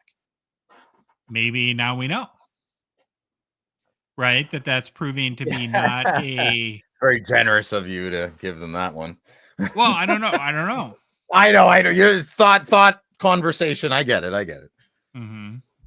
But I think that if the onus is put on the companies, it's put on Fanatics, it's put on Upper Deck, if you want to offer these items, these products, and sell them at premium values, then you have to demonstrate and build confidence in your customer that it's authentic. Trust and faith. Here's one way. Here's an overkill way. You have a website on the Upper Deck, not a third party. Take control of your thing. Make it you, not a third party, and have an itinerary or the minutes of a meeting or the agenda of how how the Connor McDavid autographs went. Right? If he signed 100 cards, this person mailed it out on July 17th at 3:21 p.m. You see the itinerary of the whole project, right? And you give receipts. You don't believe us? We got this signed. Here are our receipts. Which is silly. I mean, that's back to the sledgehammer killing a mosquito thing. But if that's what it takes, right? What will it take? Or a picture on the back of every card, maybe, of the day the person signed it. I mean, that doesn't work either. I don't know. No. Whoever's making the cardboard or paper for the card. This is getting way too technical, and I don't even want. This would kill me if the hobby had to go this way, but maybe it does. I don't know. But you always have that opportunity to put the security threads in the paper or something. You can't see through every card, but something you can look to see if something's embedded into the paper or not. I don't know what you do for pucks. This is just, Well, if I'm I a don't know. collector and I love pucks or signed jerseys, whatever it might be, I think and I was a true collector and not like a dealer or flipper, I would go to the expo or I would go to signings and that would be part of my collect. And I would collect things where I literally watched to your Mhm. point, Louis, watched the athlete sign. Yeah. And then no matter what PSA says or whatever other authenticate Beckett, whatever authentication company, it's your collection. You were there. Mhm. You handed them the item. You watched them sign it. And now you have at least personal peace of mind that it's authentic. Right. Yeah. What about the companies like Frozen Pond? I just thought of that. What, like, they're that's a bad look. They had nothing to do with this, and I know. they're It the sucks. most Mhm. reputable autograph company I know of. I would never ever hesitate to not believe them. I have the faith in them. I have the trust in them. I don't have a reason not to. But now they're not even involved in something. I'm like, whoa, how do you guys source your autographs? Right now, I have questions. Mhm. Ugh, man, what a If I mess. was that What a mess. company, I would be looking at technology that exists. I know it exists where you videotape the signing Yeah, and you and have to. and every you have like a card and the camera reads the card and it clips it. And so that Yeah. if I send a card into Frozen Pond to get Eric Lindros to sign it, when I get my card back, I get a link to the video of him signing my card. Yeah, and that link that the internet doesn't forget, that link needs to stay forever.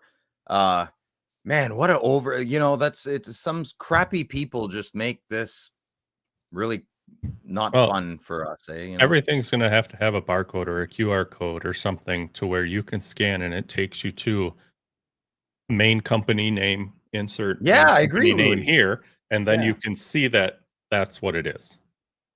QR I code's a way to go. I wish we would use it so But much but more. now in this crazy like bizarro world we live in now with AI videos, it's like, will Yeah, man, someone it's figure the out? kid. Someone threw up the kitchen table and all the food's landing and some's missing, and yeah, it's but exciting to instead of freaking out, it's exciting to be alive through all these you new can figuring things out. You know, you can I- create a QR code or a barcode, yeah, but to have it take you to a specific where a you had to unique, log yeah, in first and a then get static site. into a site to verify it. I also think it's worth making the point that these type of threats column are mainly like the goats, right? I have a Yeah. Pavel Datsuk limited logos here. I don't think too many people are forging millions of Pavel Datsuk autos, right? And so I would have more confidence in something like that than I would a Gretzky, just because like you're a Nico Heischer, Louis. I don't see somebody claiming to have $100 million of fake Mhm. Nico Heischer autos either. I'll even like Pavel Datsuk's a great suggestion. I would trust you give me the top 10 Pavel Datsuk hockey card collectors in the world. Give them all in a Mhm. row. I trust every single one of their opinions about a Pavel Datsuk autograph than any single person at a PSA or Beckett or CSG. Any one of them. I trust those 10 people more than any other person that would know Pavel Datsuk's autograph. Just because they're so around it, they're threaded in it. I trust me on Brady Tkachuk's autograph more. Now, certain in-person ones, yeah, no one's ever going to know, like Louis Kirby Puckett. No, I mean, who knows? The sun could have been in a corner, 20% of his eye. You don't know. I Or mean, he's walking that down the street and he's trying to Mhm. hurry, and yeah, that sort of that thing. to me is the biggest thing. I don't want that to be a game. Well, just send it in, see what they say. Flip a coin. It's that part right there that needs to be proven. And that's to me the question, it's gotten too loosey goosey. And I know, Phil, they're guaranteeing the card, but I don't. That doesn't make me feel better for an in-person auto. That makes me feel better for a buyback auto, But I I guess. just go back to Phil, then collect, right? Because I think like what eBay has done is it's given us a mentality that we can all have it all, right? Maybe you just, if you love impersonatos, if you love signed memorabilia, then collect what you get signed in front of your face Yeah. by that athlete, and you never have to worry, right? And maybe you never get a Wayne Gretzky signed jersey, but at least you know that my 10 pieces of hockey memorabilia that I get to show all my friends, I was there for every single, and then it's a better story anyways, and I've only spent $500 on a puck on eBay. There's people that can ignore that though too, right? I say this willfully ignore. If you are of strong character and you can ignore certain truths, this might be a great time for buying for you, right? There's some people strong enough they can just block things out, you know? Oh yeah, be naive, right? If you have an auto pen Oh. sign with that has a certificate of guarantee, and you're like, don't ever tell me this is fake, and if I think it's real, I enjoy it, and Yeah. at the end of the day, doesn't matter if it was. I envy released that on- mindset. Mhm. I envy that I wish I could like just beep a little down and like, I don't know the difference, you know, like it's, so I already do that with certain hockey cards, unfortunately. Well, Interesting. sucks when this stuff happens. Well, but little tidbits are going to come out. This story's not done. Just try not to don't lose your emotions in this. Don't get upset at this. Just pay attention to the big points and enjoy your hockey hobby, you know. I want to see my how the message. hobby responds, right? Fanatics has all the money, and Mhm. they're much more of a memorabilia company than Upper Deck is. So let's see what they can come up Well, with. they were like, "Well, we've been on this guy for months. It's all good." They're gonna Sure. even what Panini's like, "Oh, it's not a bit." They're of course they're gonna downplay it. I want to see more what the FBI has to say, you know. All right, we'll move on. So have either of you guys watched the King of Collectibles Golden Touch on Netflix? I watched I the don't- first season, Okay. all of it. I saw one episode that you showed me of season 2. You wanted me to see some. I don't even remember what it was now. Something but- card related, probably. Yeah. But I ended up stopping just for the simple fact that I don't mind if one of his employees goes out to like people's house to look at stuff, but I can't do Ken Goldin anymore. He's a lot. Yeah. And again, I don't know him but he seems like to have a very large ego. Now, anyone that does this sort of thing, like probably put us included, you have to have some sort of ego. He just seems, anyone who puts King in their name has Yeah. come on, like what, like there's I a know. couple of businesses in Ottawa, like King of Roofing.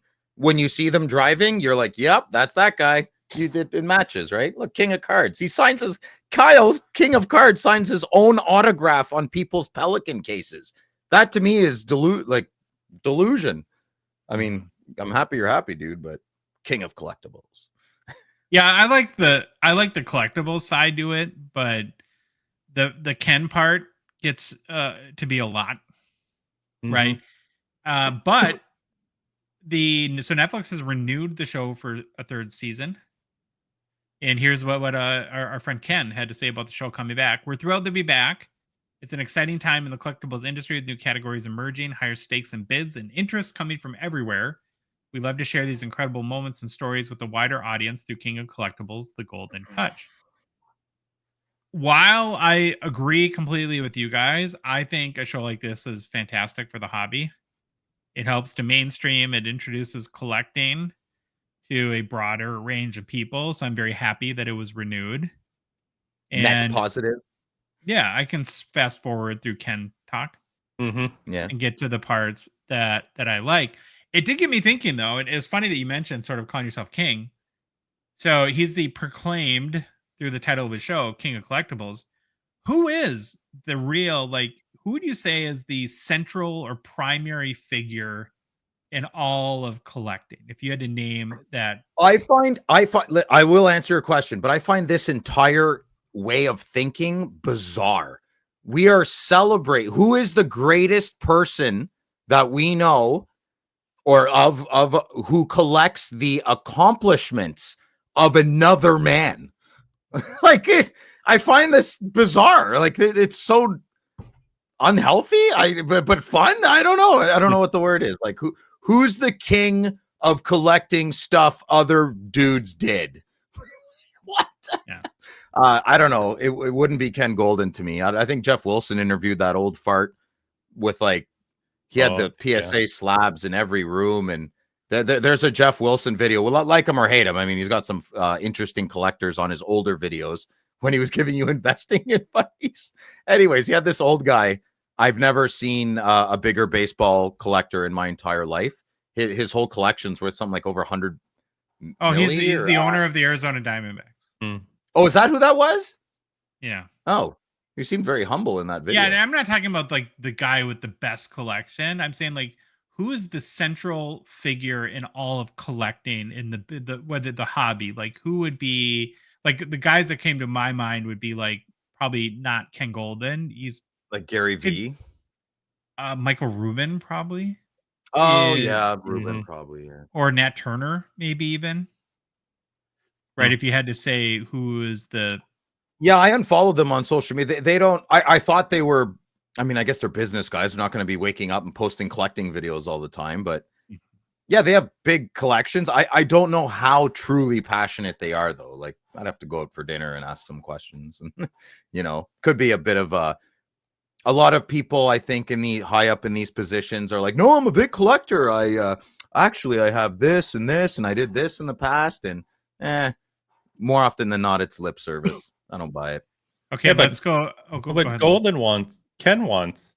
I know he's probably got his own private stash of stuff, but like you said, Josh, he wouldn't be anybody that I'd put up on top of like a super collector, the king of collectibles. He's just gathering stuff for his business to move. Yeah, well, he's like a realtor, right? It's to his advantage. He's trying to get listings, so it's to his advantage to promote himself as the best of the best. And listen, man, if you look into Ken, just like everybody else, the baggage everything is so forgotten. And the king of like, just look him up. I mean, for the 70s, the 80s, like it's going back to the last story in his dad's company, right? I mean, there's a but it just shows you that good people finish last. Usually, you got to cut a few throats to make a few milli. I got a 7-figure bank account. 7-figure bank account. Yeah, like when he quieted up Sports Card Radio, did he just buy them or like they partnered up or something? I don't know. I have no idea. Who knows? Well, let's go a layer deeper. Who is again, not the biggest collector, but who's the most central, the biggest celebrity, the most important person, whatever you want to call it, in the hockey hobby? I don't think we have anybody. I don't know. I wouldn't have a clue. Would it be Mashra at Upper Deck? Who has the most influence over the hobby? Card? Well, I'm talking about people that have the most, not biggest collector. Oh, people influence. That have the most influence over the hobby, like that. Oh, okay. Well, yeah, I would say Jason Mashra. He dance puppets, dance. I'm going to bring the hobby this way. No, don't. Yeah, no, we're going to. Like, okay, we're coming. Yeah, he's probably the most powerful man for hockey card collecting. Yeah. Yeah, maybe that's a better way to put it. Most powerful person. Yeah. Maybe we should put Mr. Bigglesworth in charge of the hockey hobby. How would that work? I don't know. He's got a pretty baby rattle brain. I don't know. It's a little spontaneous. Interesting to think about, though. Yeah, I don't think there is, in either case, but especially hockey, someone that totally jumps out. And if anyone has a person in mind that you think that we're forgetting, leave it in the comments. I'd love to get people's or message us on Discord. I don't see how it wouldn't be Mr. Mashra. I don't see he Upper Deck is our god, whether you like it or not. It's mine, anyways. The other story that I found, and it's kind of along the similar topic and sort of mainstreaming the hobby, but this is more about a complaint about hockey story. Sorry, but so there's a Complex video. So Complex does all the shoe videos. They're known for that. They take a famous person sneaker shopping that spends $60,000 on shoes. Well, they've been branching outside of shoes in the past year and have been doing some collectibles type content too. And they had a new video out this week with UFC president Dana White, and they toured his office with his collectibles. And we, in our kind of our text thread for our Chateau Gongshow, we were about his safe, his card safe, which is pretty amazing in there. And to me, this says Fanatics written all over it. So earlier this year, Fanatics took over the UFC license for trading cards. UFC also owns the WWE, and Fanatics is doing WWE as well. And I guess every Friday now, Dana White's been doing a live stream where he's been opening UFC boxes and giving cards away to hits. And he explained his burgeoning, he says, like $1 to $2 million card collection now as a result of that, where he's like, I started opening up all these boxes to promo our products, and I started to get hooked on cards and then started to buy them for himself. And it's just a great example, again, that we talk about all the time, of how other companies outside of hockey are mainstreaming collecting, whether it's Fanatics with Tom Brady, or in this case, Dana White. When, Dana White is a controversial figure. He has haters. He has people that love his product, his personality, his values, or whatever. But to a large percentage of people now, Dana White is on a very popular video saying that collecting cards is cool. And I display them in my office, and I built probably a $100,000 safe to put them in, and all these kind of things. And I just praying at some point that the influencers, the powers that be in our hobby, find some ways to do stuff like this. Now, the equivalent of Dana White in the NHL would be Gary Bettman. I'm not sure that that's what we want. It'd be kind of funny. I certainly would watch those videos, but I don't know if that would make collecting cool for Gary Bettman to be opening up hockey cards. But I don't, and it got me thinking, right, too, along the lines of our last story. So let's say that Upper Deck spearheaded some initiative like this. Like, they partner with Complex.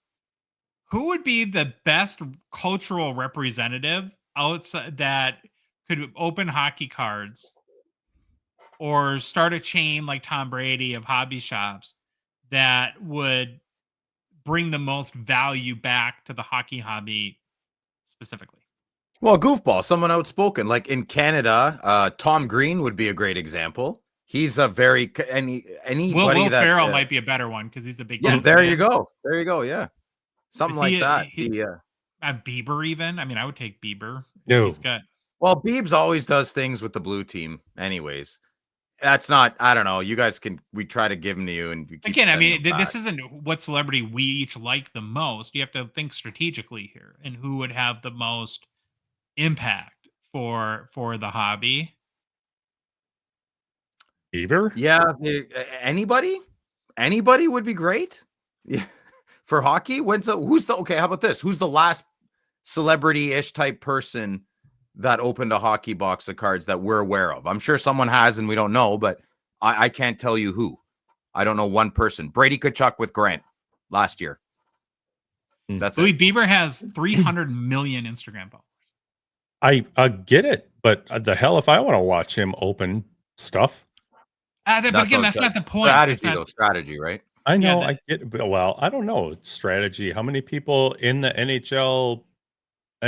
Okay, yeah, that's still just a small niche. So out of 300 million, if 1% got intrigued out of 300 million, that's a lot of people. That's a lot. Right. Yeah. So yeah, I know that like you love a band like Avenged Sevenfold, right? And I would agree. I'd rather listen to an Avenged Sevenfold album than a Justin Bieber. But if I had a product to sell and I said the Avenged Sevenfold could share an Instagram story, Justin Bieber, I'm like running to Justin Bieber. Are you kidding me? Yeah. Sorry, little buddy, we're using you. You know what? I'm going to say it again. I think cards are inevitably going to keep getting popular, celebrities or not, because it's the analog answer to the digital world we're living in. That's why I think comics are making a bit of a comeback. And what else is, memorabilia. Look, memorabilia is, sorry, too soon with everything going on, but they're tangible things. I mean, we're talking about putting computers and being symbiotic with digital age and AI and everything. Cards are it's retro, it's vintage, it's old school, Well, Louis just said vinyl too. That's probably a perfect example. Vinyl, great example, Louis. Great example. I love it. As Nick Cage said, they sound better. They do. Yeah. 100%. Do they really, or is that just kind of like a funny nerdy thing? It's like, no, you plug in your iPad and I use a high fidelity turntable with a diamond, and it brings back balance and we can do it in an hour or two when we're done with this. You can come on over. I'll play something, stream I it, think and then we'll play it on a record. it has more of a human feel to it, I think, on a vinyl. Depth. Mm-hmm. Depth. Yeah. Okay. Well, yeah, and even though this is UFC, it's good for anything that promotes collecting. Again, I'm always behind. So I just thought it was interesting to have another example. Yeah, the more the of what better, hockey man. Can't do. What parents wouldn't want to buy their kids something that they're not on their phone or their computer screen? If this is this could be marketed literally like that. You could literally attack parents and say, "Want your kids off the phone? Why don't you give them something that you had when you were kids? Buy a pack of cards." I don't know, man. I have no idea. Yeah, you get hooked and then you spend all day on eBay. Like, They don't know that. They don't know that yet. We know it. They don't know that. You got to hook them, and then they deal with their problems. First one's free, kid. I'll take two. What were you gonna say? Would go and say, I don't care if like Bieber would promote it because I'm stuck on that now. I just don't want him to be anywhere near like the spokesperson for it. Promote it I on think your it Instagram, literally yeah. is just brand, like what company can yell the loudest our message. I think that's what the conversation is. The two fundamental principles of advertising or promoting anything are frequency and reach. Right. Mhm. So frequency, how many times can you get your message in front of your target audience, and reach, how much of your target audience you can reach. And so that's like where a Bieber becomes, where he has a massive audience, right? Where of course it's Forget not the music, forget Yeah. the music, forget the person, the brand, the Bieber brand. I can't. well, I see that. I see you can't because get his past that. brand is those nasty ass All-Star jerseys too, and I'm Oh my god. yeah, but again, you're getting way too personal about this, where am. it's like if Emotional intelligence on point, Louis. No, If- I totally know what you're saying. I get it. We don't have to beat it up. I know where you're going with it. I just, yeah, sign him up right now. Sign him up. Well, Bieber and my I ball. don't ever Bieber. when I meet collectors at like a trade night, I don't ask them who their favorite musician is and decide whether or not to do a trade with them. Right? I mean, so yeah, we'll move on. That would be odd. Yeah.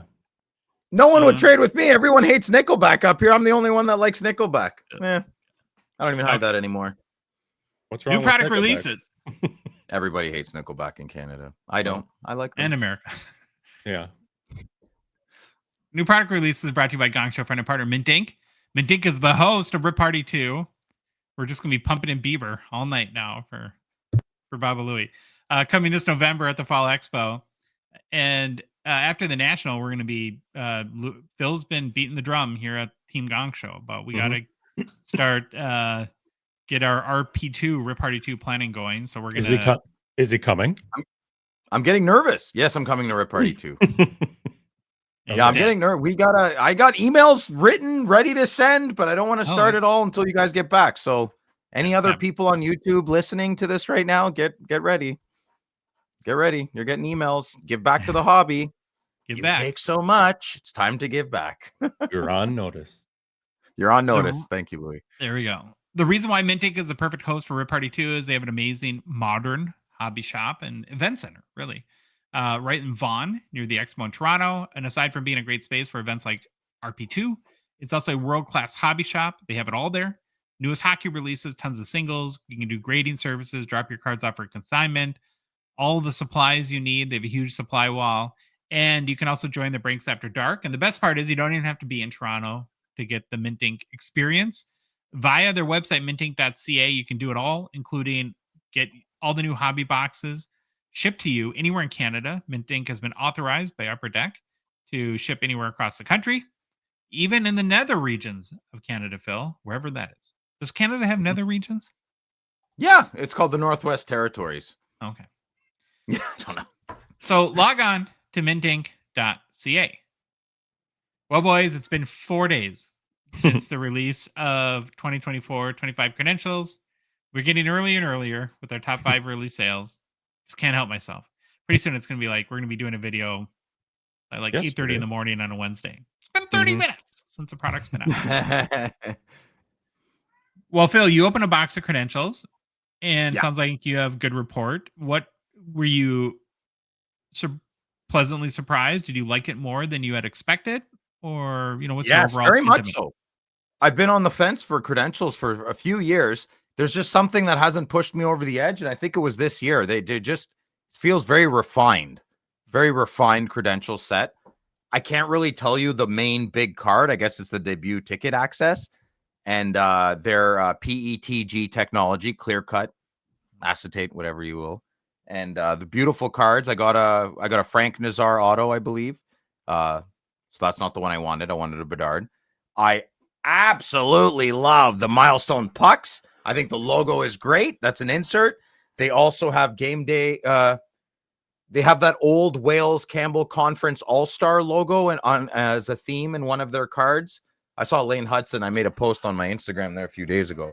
I'm a big fan of credentials and nothing specific. Maybe the Provisions, I guess, if I had to pick my favorite card. It's just a fun rip, and it's not that expensive, and it's a great hockey card collector set to buy. If we ever go on a cruise, I can find something that will push you over the edge.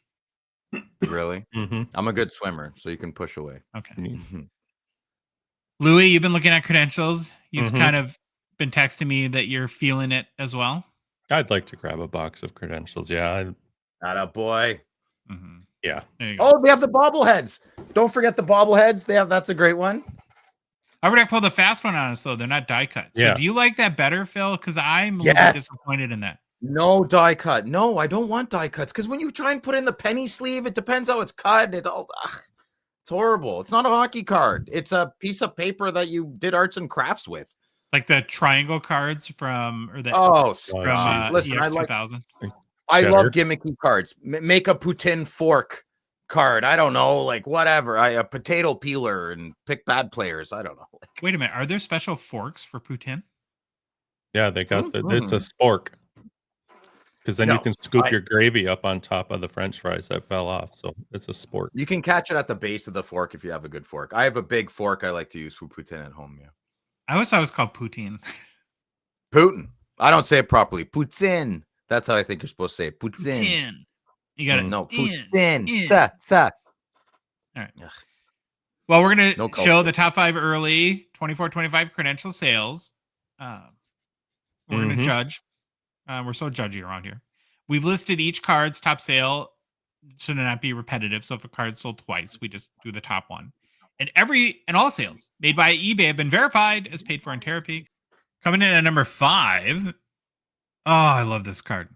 This is Curtis Joseph Pro Vision Legends. It's raw, sold for $204 US on July 19th. The Legends ones in particular are amazing. Yes. The nod to the Fleer Classics is just beautiful. The bottom way the card is, and the old huge Fleer fan of logo. these. Yeah, I went out and bought a Crosby old one after these came out. I was like, I gotta snag that one up. $100. Yeah. Nice. Number 4 is a Macklin Celebrini debut ticket access green parallel raw to 25. Not an auto, just a rookie parallel, green parallel. So for $206 US on July 17th. Kind of Nice in a weird card. way a color match, even though it's green. Really nice card, man. Wait to see my personal pickups. Ooh, look sharp. Yeah. Number 3 is a Matt by Mitchkoff retro ticket access auto. This is a short print raw, sold for $225 US on July 17th. Look at that badge. The retro ticket act like that. I love that. That makes huge man, what a foil. card. Yeah, beautiful card. I love the layout and whoever designed this year's set. Grand Slam. Hat-trick. Giving a letter grade for Matt by Mitchkoff's auto, what do you grade it, A through F? C-. D-. Yeah. It's pretty poor, I think. I'd give him a C-, but there's no effort at the beginning and that loop at the end. That's lazy. I'd give him an E-, but he at least gave us a loop at the end. The young lads seem to just stop us at the pointy peak and the 2 boobies there, and then they would stop at the bottom loop. I get it. Yep. Yeah. Do Canada schools have an E grade? E grade? Well, you said you'd give them an E minus. E minus, yeah. Well, you guys don't use A, B, C, D, E, F? No, we just have A, B, C, D, F. There's no E. Mm-mm. There isn't? Nope. I don't know. No.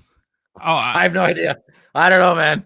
I barely made it through high school. 6 years to get 4 done. Phil's so. not the learned type. No, I'm not the learned type. School of Hard Okay. Knocks. Number 2, Shimmy Shakes, Lane Hudson, base debut ticket access auto out of 199 raw, sold for $255 US on July 19th via eBay. I think these are very approachable price points. If you really like Yeah. credentials, man, jump on it. These are very good prices. I have to see these in hand, but I still think they're overfoiled. No, I'm telling you, it's good. No, Okay. I have one. It's good. You got to trust me. It's good. I do trust you. This much. Okay. Mhm. Number 1, Macklin Celebrini, horizontal debut ticket access auto of 99 raw, sold for $510 US on eBay on July 16th. That's the biggest secondary market sale for credentials so far. Love that horizontal. I You think like it's it, cool. eh? I would take the Hudson over this. That's Really? great. Yeah. Yeah. Yeah, in a heartbeat. Well, that's your top loader binder thing, though, right? You have no Yeah. solution for this. And I like the card better. I Mhm. like the card. I like the card better. Let's go back to provisions, though, because that's what I really Yeah, want to let's talk do about. it. Yeah, let's do it. Let's do it. I Oh, think I that love the they're. Hextall. Yeah. I think Upper Deck's So really fun. onto something with these Legends. I would love to see them do something similar. I like that they only did 6 too. They didn't do 25. And 1 in 600 pack odds means that they're rare enough, but not so rare that they're going to be like super expensive. And I think this would be an awesome set to collect. Like, so you have Hasek, Hextall, Al McInnes, Brodeur. Brodeur's a pretty good one too, Louis. That's a nice one. Yeah. And then Trevor Linden. And yeah, They could. Huge I fan. want to see a McDavid version with Draisaitl as a little Draisaitl on his, like a passenger on his shoulder. There you go. Shots fired by Upper Deck. A little goalie devil, and a little goalie angel on one side. Like they got to play on the narrative. There we go. I love the NHL, the Upper Deck to play on some NHL narratives. You know, Mhm. like who bit somebody? Didn't Marchand bite somebody's finger or something a few years back? They should make. Or Oh, did he yeah. spit on somebody, or who did that? No, yeah, he bit Oh, I- somebody's hand in their glove. Yeah, that's what it was. Yeah, which is funny. Yeah, don't you can bite me. That's fine. But I'd rather you didn't. But you spit on me, we're gonna probably have an issue. Yeah, Agreed. yeah. Just saying they should lean into the trendy culture of the cards. You know, like if somebody like when Brett Hall had his foot in the skate or his skate in the crease, they should make a card about that. Something controversial. It'd be funny. Something, because that's what cards are. It's a connection to history. I agree. Fair enough. Philip, you ready for mailbag? Oh, no, but yes, I am now. Okay. Let me pull up the show notes. Mailbag. Okay, I had them prepped and ready. I'm ready. Are you ready? Gladiators, ready? All Go. right, Gongshow mailbag, Instagram, Jeremy199. Should the NHL follow the Major League Baseball and put a stick with a code on a memorabilia card? Josh. Well, if it was attached to something that you could reference the legitimate, like a database or something like that, where you could see a picture of the card, sure. But I feel like Upper Deck's trying to get away with that, and maybe it goes back to the big scandal story we talked about and how they're slabbing cards now. But anything that builds confidence that a piece of memorabilia or an auto is authentic, I am all for. Louis, what do you think? Whatever you can do to make something authentic, if you need to, go ahead. I don't know. I don't know. This gets back into that whole auto thing and just makes me sick. I think just pictures of cards coming off the production line solves all of these problems. I don't know why we need to keep paying Gordon Ramsay to make us cereal, right? Like that would be pretty expensive. Get a big chef to make you cereal. So I just think pictures off the production line, matching it, that anybody anywhere in the world can reference how the card was manufactured, doesn't that solve everything? My Simple. thoughts. And that's Simple, usually a yeah. good solution.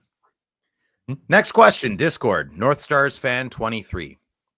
Is it possible to have Phil-ish as a guest on the show? Louis, No. Josh. Well, why are you so poo-pooey on Philish? You didn't like it? Yeah, well, I Too much mean, Phil. I want him to just keep being Philish randomly and not be a guest. Oh, okay. Oh, well, I think it would be a Friday Nights with Phil thing because that's a Friday Nights with Phil bit. Yeah. And it will come back. The one thing I'll say about this is, in a sign of never seen before maturity on the show, we've actually had conversations about not running this bit into the ground, which would be something completely unique and never done before because we tend to Yes.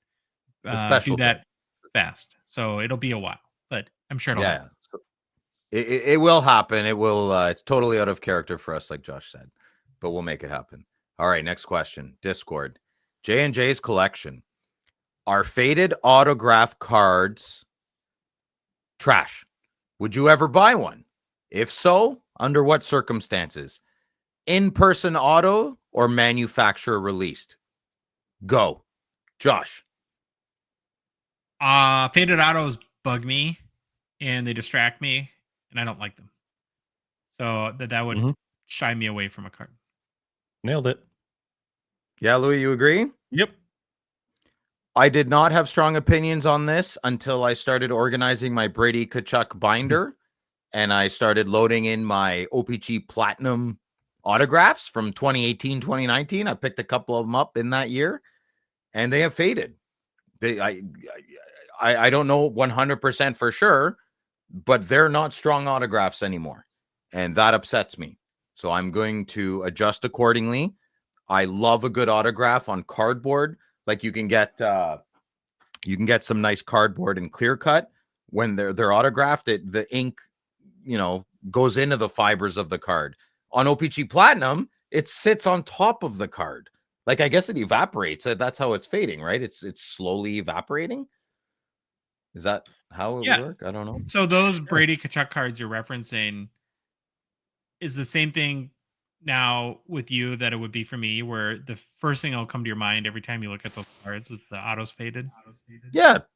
That's why I like the non-auto O-Pee-Chee Platinums. That's why I thought they went for more. Sometimes they're not lately, which makes me think there's a lot of new people in the hobby. To this day, I will never pay more for an O-Pee-Chee Platinum auto seismic gold than a non-auto seismic gold. I won't. I don't want the auto on that shiny card. If it's Brady, I'll take it because I have to. All right. Next question. MN Sports Card Junkie. Thoughts on the faked sports card autograph and authentication scandal that just came out? I know it doesn't affect sports cards at the moment, more so memorabilia. Could we see faked buybacks since the people faking also faked hologram authentication stickers from JSA, Fanatics, and Panini, to name a few? Josh, I think you can. Yeah, I don't want to rehash that whole conversation, but he did mention buybacks specifically. And this is where I think Upper Deck's mysterious, we lost the database problem doesn't help. I agree. And I think that is a problem, but it is a fixable problem. Yeah. Because Upper Deck is a life brand. They're they're a part of culture. And I trust them. So if they revamp that, went back, got receipts, and set up a website of all the buybacks and really just refined what's going on, I would trust them. If I buy a pack of cards and it says Upper Deck on the back and I pull an autograph, I trust them. Maybe they don't recognize how trustworthy they are. I don't know. But if they can flex that a little bit, I'm in. Okay, next question. Hamza Haddad. I was wondering if you had a problem with the numbering of this year's O-Pee-Chee Platinum marquee rookies, with the top rookies usually taking the first 5 spots. Except this year, not only had Cutter Gauthier as 201, but Celebrini and Michkov were way back at 263 and 264, as seen on hockeychecklist.com. Thanks, Hamza. I promise I am not being a sour Flyers fan. I'll go first. I never really noticed, but I know there's lots of people in the hobby that would notice. I have a buddy, Jeff Smith. He's a big numbers cards guy. I don't notice that stuff, but I think it's really cool that we all have our little categories that we care greatly about. That's my answer. Yeah. Louis, what do you think? Never noticed it or really gave any thought to it. Now I might. Just There you for go. fun. It's not going to bother me, I don't think, but it'll be interesting to look at and see where certain players fall now. What do you think, Josh? Totally agree with you. Don't really care personally, but I love that people do. Mm-hmm. And that must be frustrating. That would frustrate me too. Discord, Foley48. There are plenty of examples of draft pick reaches over the years that haven't worked out, but has there ever been a first overall pick that you guys felt would be a bust? I'll go first. I mean this from the bottom of my heart. I was hoping Austin Matthews wasn't worth all the hype because it was really ticking me off. And then he popped in 4 goals on his NHL debut against my Sens, so fell flat on my face with that. So Right. that sucked. Mm-hmm. F that guy. Yeah. Josh, what do you think? Well, I always try to break this into 2 categories, like hockey and hobby. I think I don't think much of the hockey bust unless it's my team, and my team's never had the number 1 pick, so not really relevant there. From a hobby, though, I think it's much more pertinent. I think D-men are really tough, and past history has shown that. And again, this is like where I try to say this as like slow and clear as possible, because I guarantee we're going to get a comment, no matter how I couch Yeah, who this, you about picking? Matthew Schaefer. In that, Josh, he's a kid. Why are you picking on a kid? I'm just bugging. Yeah, no. It's a good example. I think It's a he's good going to be a fantastic hockey player and deserve it of number 1 pick. I'm not so sure he's going to be a hobby star. Mm-hmm. Aside from this year, like 2 years down, because again, it's the whole Rasmus Dahlin thing. Rasmus Dahlin is awesome. Would you love to have him on your team? Sure. Is he have any hobby relevancy? No. Yeah, listen, I'm a Sens fan. We picked Brian Berard, first pick in 1994-95, an American defenseman. Didn't work out. Chris Phillips, he was like a first overall pick as well. Had a great Ottawa Senators career. 0 hobby market. 0. Right? And he's their defenseman. They don't it's a good thing you brought up with Schaefer. Yeah, he could be the best player out of the draft and have not a big hobby market. And that's the kind of the goofy, funny part about how this hobby like works. 50 assists, great leadership, 18 goals a year. He'll have no hobby market. Nothing. 29 minutes a game. Yeah, exactly. Yeah, leads them to cups and everything. Yeah, it won't matter. It won't matter. All right, next question.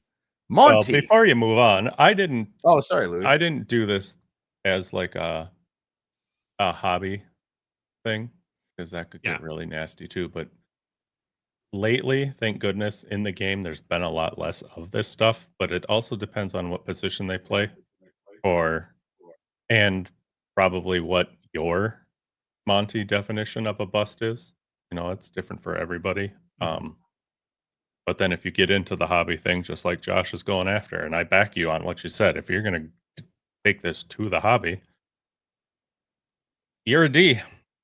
So Yeah, you might be a hobby bust, maybe. But now we can move on. Okay. All right, next question. Discord, Monty. If you could create a set from scratch to add to any Upper Deck product, what would it be? Josh? Glow-in-the-dark PMGs. Jesus. All right. I did nothing. I couldn't think of anything for this one.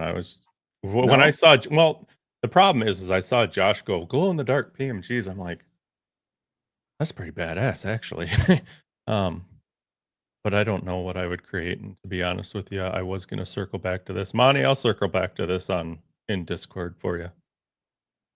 Well, I was going to say glow in the dark dazzlers, but I didn't want to copy Josh too much. So I'm going to cheat a little bit because it's not from scratch, but I really need this to happen. I want the employee exclusive cards, the style, the royalty the panache that card has of McDavid and Bedard, I want it to come out in the cup. I want it to be the only 32-point card, or make it a 180. I don't really care. Just put it in the cup and make it very hard to hit and very rare, like only 5. We need a Young Guns gold outburst rival, a high gloss rival. And I think that's how you do it. You have a rookie card in the cup, no patch, gold every year. That design does not change ever. It's perfect. You don't change it. And then we can get one of Gretzky. Then we can get one of Lemieux, Bobby Orr. You're welcome, Upper Deck. Can That's I what add you got to a quick do. amendment to your idea? Okay. And it doesn't change it, but I also feel very strongly and passionate about this. I want Upper Deck to stop doing gold outburst. I want them only to do it on the Young Guns and the base card. None of this like first draft pick and inserts, and it's kind of like the whole Golden Treasures thing Stop. You're ruining it. Platinum. It's like, stop making every insert have a Golden Treasures. Please, just make the important cards, please. And listen, there's a guy, so a really nice guy, Mike, if you're listening, Mark, I'm sorry if I forget your name. He's trying to sell me a Brady Tkachuk showmanship Golden Treasure. It's a 101. It's a 101. Who cares? I don't want the card. I'm not even going to pay you $100. I don't want it. It's not a nice looking card. It doesn't meet gold. It's not a Golden Treasure. It's a mediocre treasure. You know, it doesn't do it for me. Don't make me the best old-fashioned drink and then add an ounce of water to it. Like that, that doesn't, then it's not the best drink. You watered it down. Makes no sense. It alleviates you having to have a glass of water in between the next one. Yes, in the context of being unhealthy and full of alcohol, you're correct. I thought of something, but then let me correct myself. I said, Monty, I'll get back to you. Foley, that was your question. My bad. I would say let's do a 1990-91 Upper Deck, black, but foil. You mean the design? Yeah, keep the design. 9091. That's my favorite card. Borders, make it black and add foiling to it. Make it. Yeah. That'd be pretty. Trim it up with foil. I like That's good, Louis. I like it. Yeah. All right. Next question. Discord SD Hockey Cards. What is your favorite Young Guns design of all time? On the topic of Young Guns, why do some years in the 90s and early 2000s not have Young Guns? I'll go first. I don't have an answer to your second part of your question, but my friend Josh probably does. And to me, there's no question. The greatest year of Young Guns hockey cards is 2002, 2003. Josh is wrong on all of his opinions on this subject. Go ahead, Louis. Louis? Jeez. Do I even want to answer? I like 05, 06, 06, 07 because I like how in those years the Young Guns kind of color matches the card, the jersey the guy's wearing and stuff. All right, next question. Ray Boy. Wait, whoa. Yeah. Go ahead, Josh. You're on crack, by the way, with your 2002. What are you, crazy? Those are bad. Only 75 exclusives out of that set, too. You don't even, you know why you don't like it? Because you don't have one. Yeah, that's why. I like 2001 better than 2002. I also like 2013, 2015, and 2020. Why don't you just pick all of them? Yeah, exactly. You're like Louis. I get asked for one, and I always try to exceed expectations and deliver more value.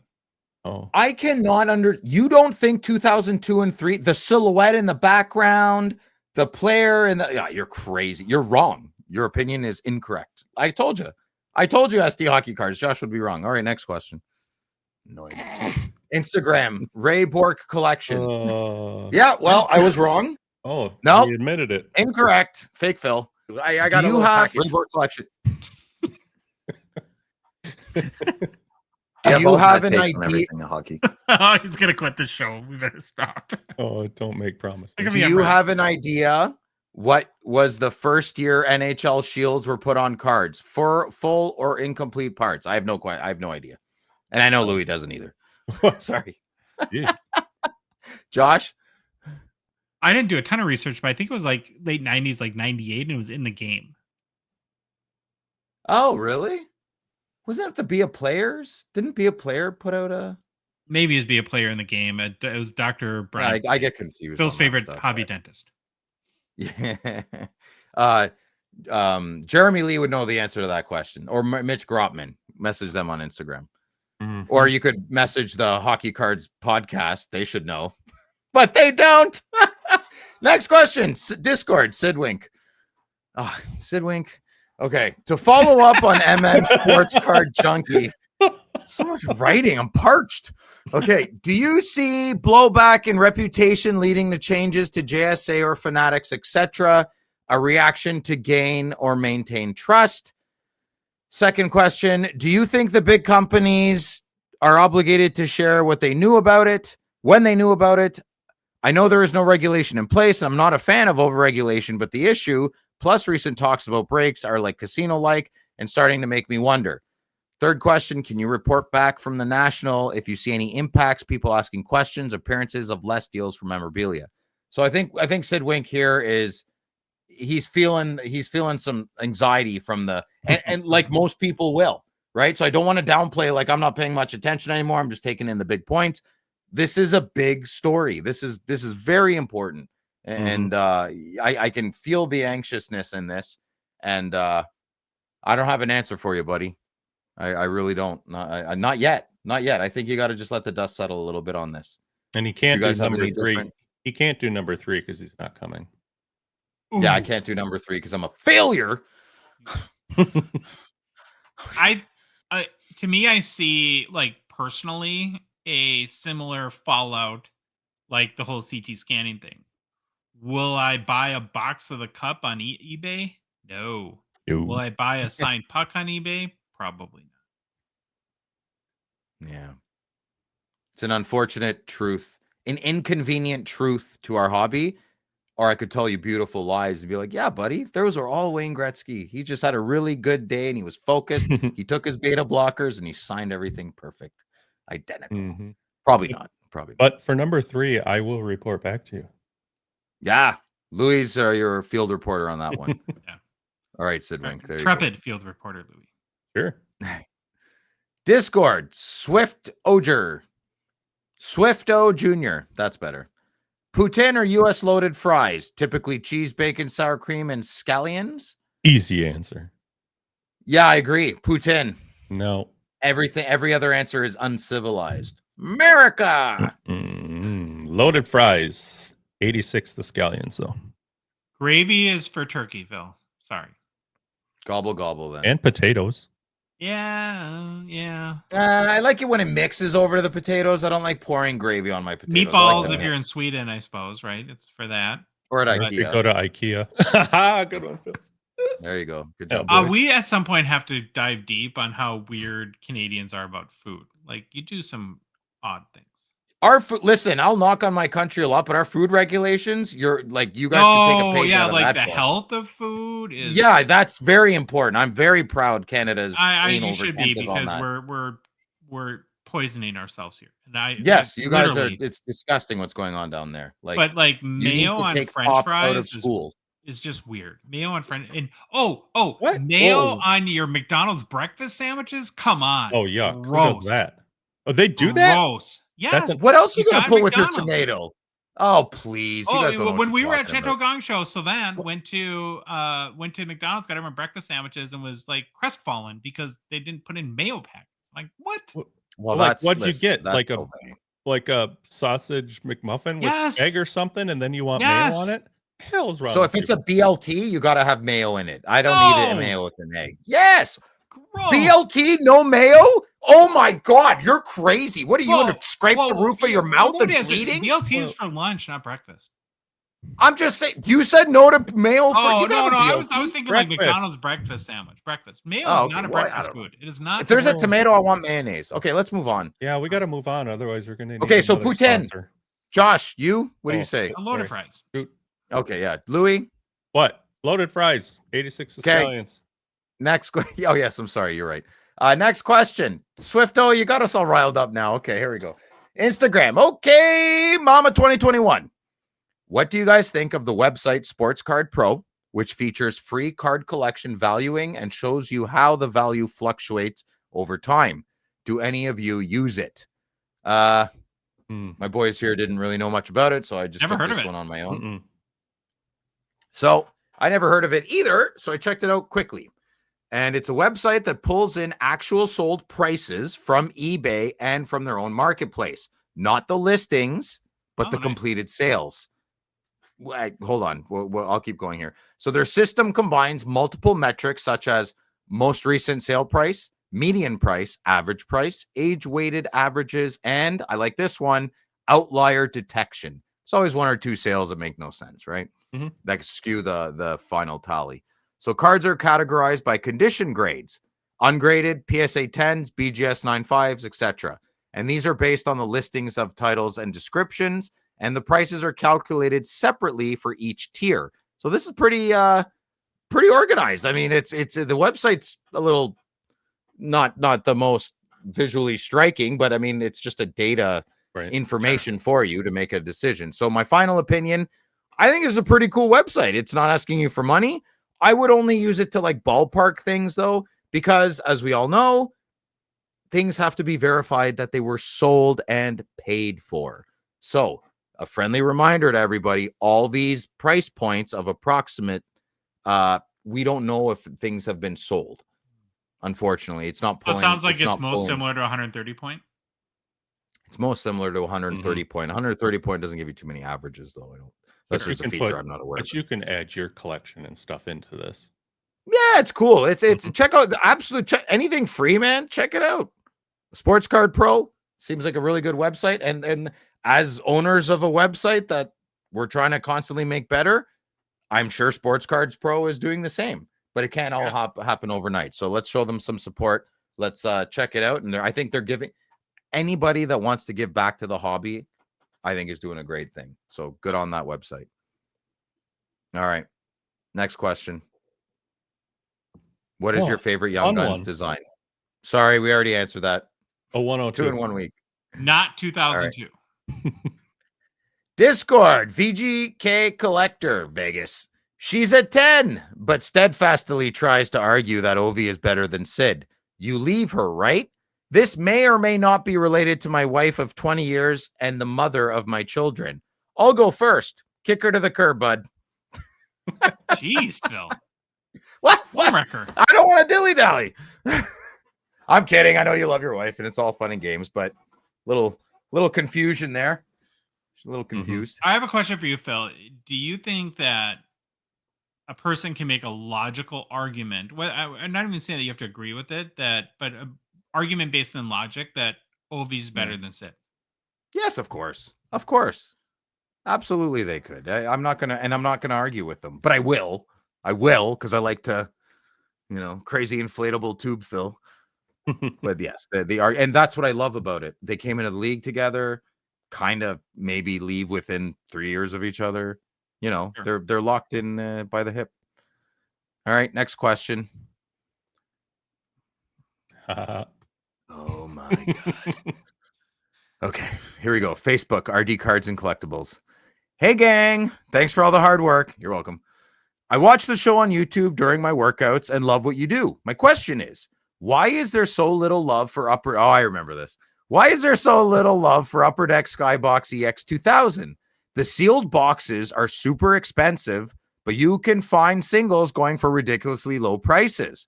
I watched the Friday Nights with Phil episode where he opened a box and wasn't too impressed. That is correct. With the show. But seeing these cards in person is a totally different experience. I love the design, the acetate backgrounds, and how condition sensitive they are. They really stand out.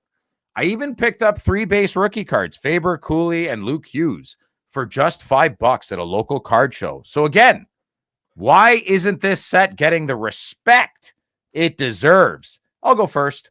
Hey man, not everybody likes marmalade, but Josh Madigan loves it, right? So that's the beauty of this thing. That's the beauty of this thing of ours. I can irrationally objectify everything you like, and nothing you can say can change my mind. I just don't like it, man. It doesn't speak to me. I was expecting something different. I think that was a big part of it as well. And one of my best friends, Josh, loves it. And I'm going to make fun of him for him liking it. But I love that he likes it. And if I saw a good EX2000 card that I know Josh was looking for, I'd buy it and give it to him. And I truly do love that he loves that set. which also means I truly do love how you love that set, man. I don't want to like everything. You do want to like everything? That's not fun. No one wants just a yes man around them. Well, maybe Louis would, but I don't. What do you guys think? Josh? Not talking to you. All right. Ooh, Your name is Louis. I believe that. I'll say, who knows if this is a distinction without a difference, right? It may have not have ever resonated with people, but of the most recent releases over the past year, this one had the most issues or was fumbled the most, probably objectively by Upper Deck. And so it was, behind the 8 ball to begin with. Louis, what do you think? Different strokes for different folks, man. And it's okay. Perfect answer. Don't gotta like it all. Perfect. All right. Next question. From Twitter or X, Rookie Wax. What are some red flags when buying loose packs or singles online, especially for someone outside North America? And what's the one mistake almost every new hockey card collector makes in their first 6 months? Louis? I don't know. I've never bought loose packs before. That's a good answer. Josh, anything? You're good. I'm not a big loose pack buyer, but I would just fall back on general kind of rules of thumb. And I would say anything deal that's too good to be true probably is too good to be true. Good answer. Rookie Wax, I would say in general, I listen to the guidance or not. Stop buying packs. Buy the box or not. Packs are gonna. I mean, I don't know. Buy a pack or two, see if you like the set. But I'd go on the internet and see if you like the set for free. And yeah, I don't know. I don't find a big my buddy Matt buys packs all the time. He's always complaining. The guy after me got the box hit. I'm like, the box hit? Like I haven't heard that terminology in a while. So, and the second part, what's the one mistake almost every new hockey card collector makes in their first 6 months? Well, we covered it a little bit earlier. They buy the new shiny card that just came out. Don't buy the new shiny card. Wait a few months. I promise. You're welcome. You'll just don't jump on the FOMO, you know? All right. Yeah, what Phil said. There you go. Next question. Dwayner, East Coast 76, Instagram. Whether it is the Hockey Night in Canada intro or the hockey song by Stompin' Tom or songs on your favorite Instagram reel, music is a big part of the hobby in hockey. Pick your top track. No cheating by selecting Josh's robot-produced bangers. Louis, what do you think? Well, I'm going to go geeky technical producer on it. I'd have to see the scene before I matched up a certain tune to it. Oh, that is a very producer type of thing to say. Deep. Josh, have you graduated well, from? This is stop it. This is a little bit of a tough one because hockey was not like the part of the cultural fabric here like it was in Canada, where we barely had hockey on TV. But in Minnesota, we had it on the hunting channel. Yeah, the hunting versus in Minnesota, though, and particularly for people Louis and my age, there was an iconic hockey song locally here that was more probably regional success than national. But a musician named Martin Zeller had a song called Zamboni, and fun. Have you ever heard it? I believe so. Yeah.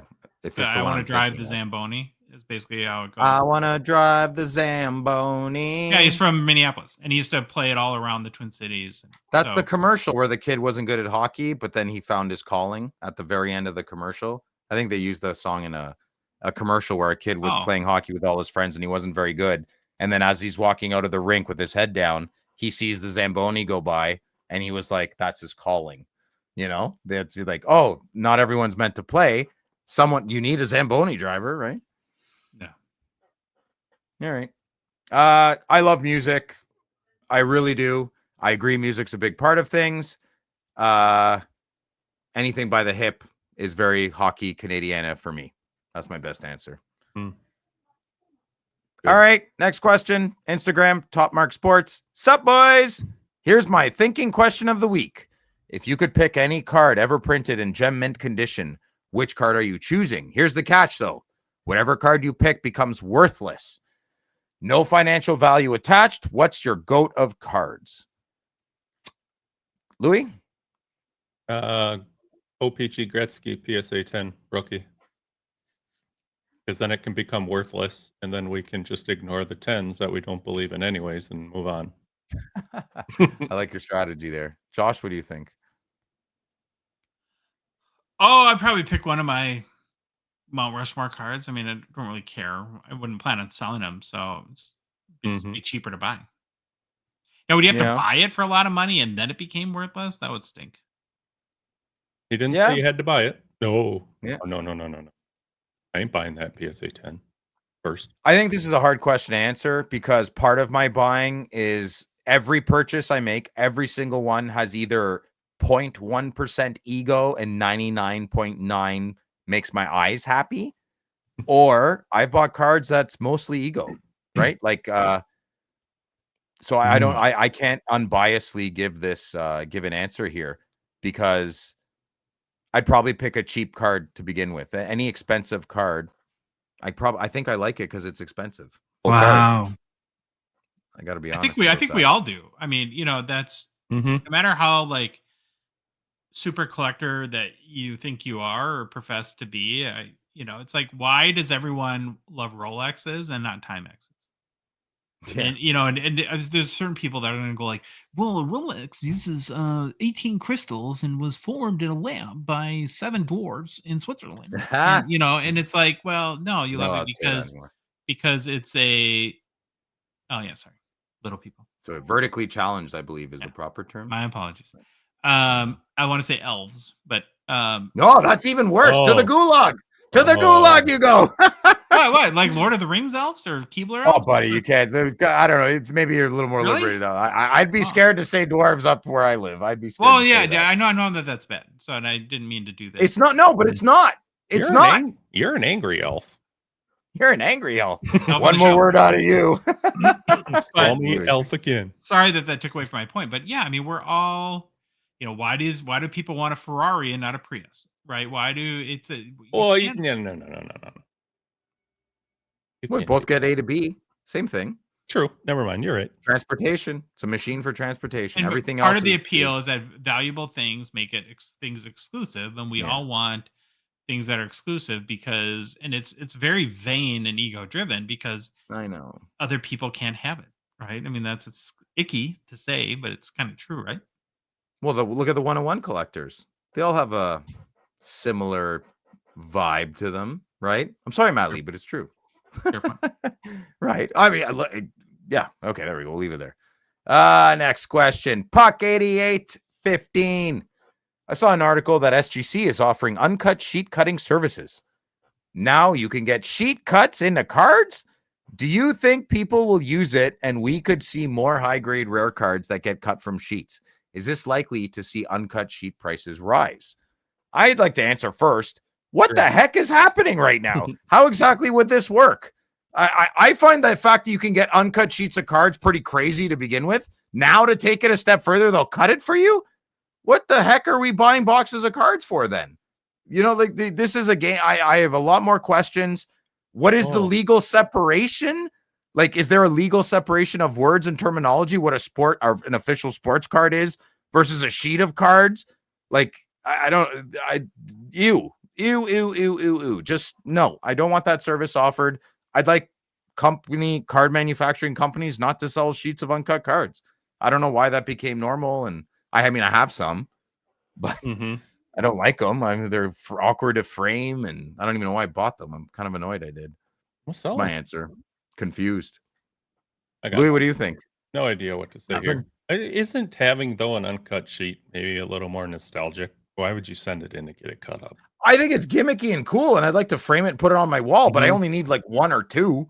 Like, hey, you want to see something cool? It's not worth much, but I want it to be worth nothing. Nothing. If the card isn't cut officially by someone licensed by the National Hockey League, it's not a hockey card. I don't even know how people get sheets. How does that even? Well, I think in the 80s, there was a lot of like Gretzky rookie sheets and people cut them up to make money. Now, the question I would have is, so if you pay SGC to cut the sheet for you and then you have them grade it and it doesn't grade a 10 for any other reason than the surface, then whose fault is that? Yeah, dude, this is a can of worms, man. That's crazy. I think a lot of things are happening now. They're just throwing poop at the wall, seeing what sticks. If you throw 20 crappy things at the wall, but one sticks and you can make a profit from that, isn't that what you want as a company? There's no moral outrage. I mean, if you're loaded in an executive branch of a corporation and there's a moral outrage of a thing, it doesn't affect your life. That's feedback. That's all that is. But we live at the bottom and we have to feel it, right? If this really came into fruition and happened, there should be no reason in this day and age that you couldn't cut that sheet so that every card was perfect with a laser. The computer measures it out, laser cuts it all out. The only thing you can't change is surface. Kind of like centering that damn shield. Yeah. Card. Good point, Louis. And a lot of times the surface is scratched. That's why when you look at any of the back, like the telltale signs of a sheet cut card are the Beckett ones that are the BGS 9.5s, but have the 9 as the surface subgrade because they were rolled up. And then so the surface was like scratched itself, and that's or squished. You can see little ink creases maybe. I have a 2018-19 Series 2 sheet cut of the Young Guns, and I thought it was great. I bought it for $300, and a week later, I was like, I wish I had my $300 back. Like, I mean, it's cool. I'm glad I bought it, but what am I going to do with it? I went to get it framed. It was like $1,400 because it's custom. Oh my god, frames are expensive. Nuts. Right. All right, next question. Oh, it's the last question. Dwayner again. Okay. East Coast 76. Can I also give a shout out to Baba Louie? I've always considered myself a good listener, but on a recent vacation, I became a good watcher on YouTube. I may not know what goes into production, but the visuals were stunning. The flow was easy to follow, and the overall experience was fantastic. Baba Louie rocks. Yes, we like our Louie. Yeah. Very nice of you, Dwayne. Thank you, Dwayne. Appreciate that. So, what did that cost you, Louis? Yeah, what did you pay for that? What did you pay, Dwayne? Oh, see, with that attitude, you must drive the Prius, and I have the Ferrari. Oh, no, it was a very beautiful compliment. Oh, that was nice. Yeah, Thanks. Good. All right, it's off to you there. All right, Phil. Captain. Good job, bud. Whew. There's some long questions there. Please make your questions longer for Phil. Yes. No, do Very not make your detailed. questions longer. Make them shorter. Detailed.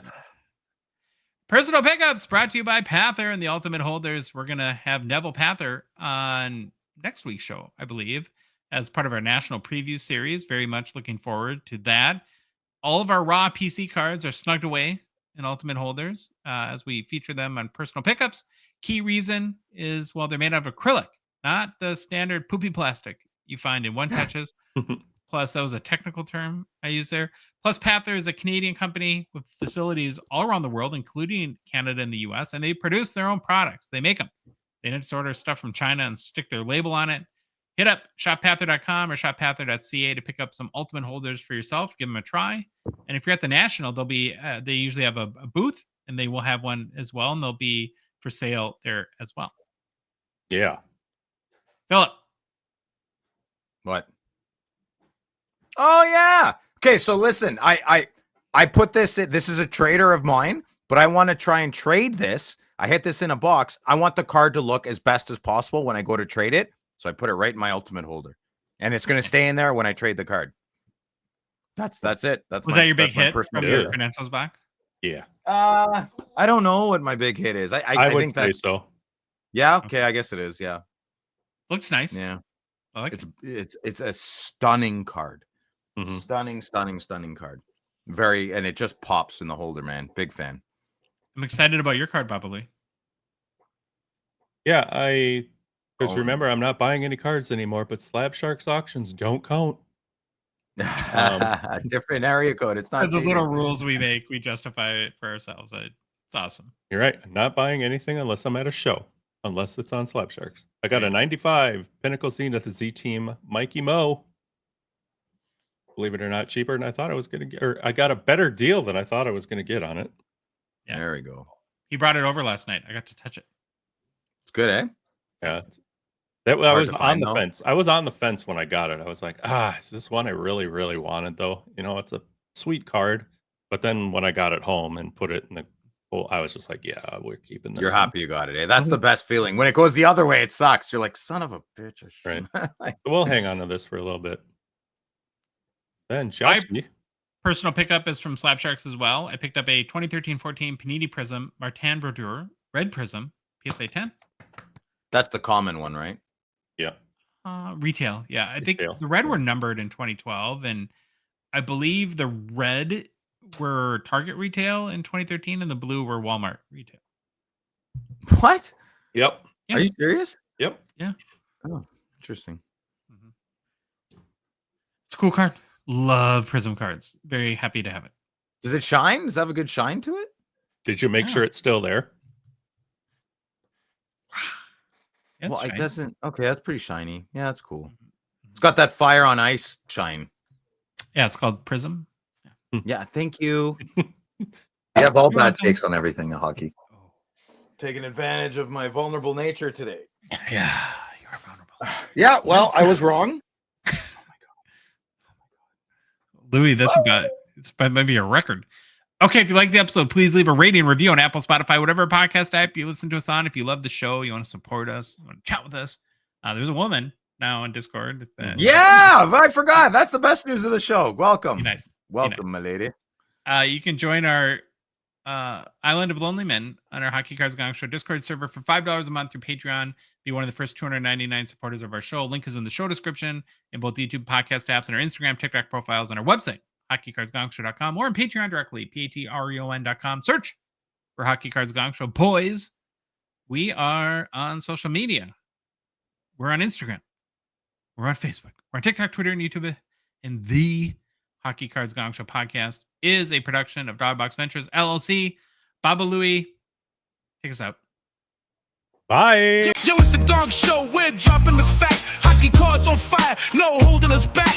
Josh looking sharp, the face of the scene. Feeling pork chop pants, rocking it clean. Baba Louie in the booth, he's the man with the plan. The best producer in all the land.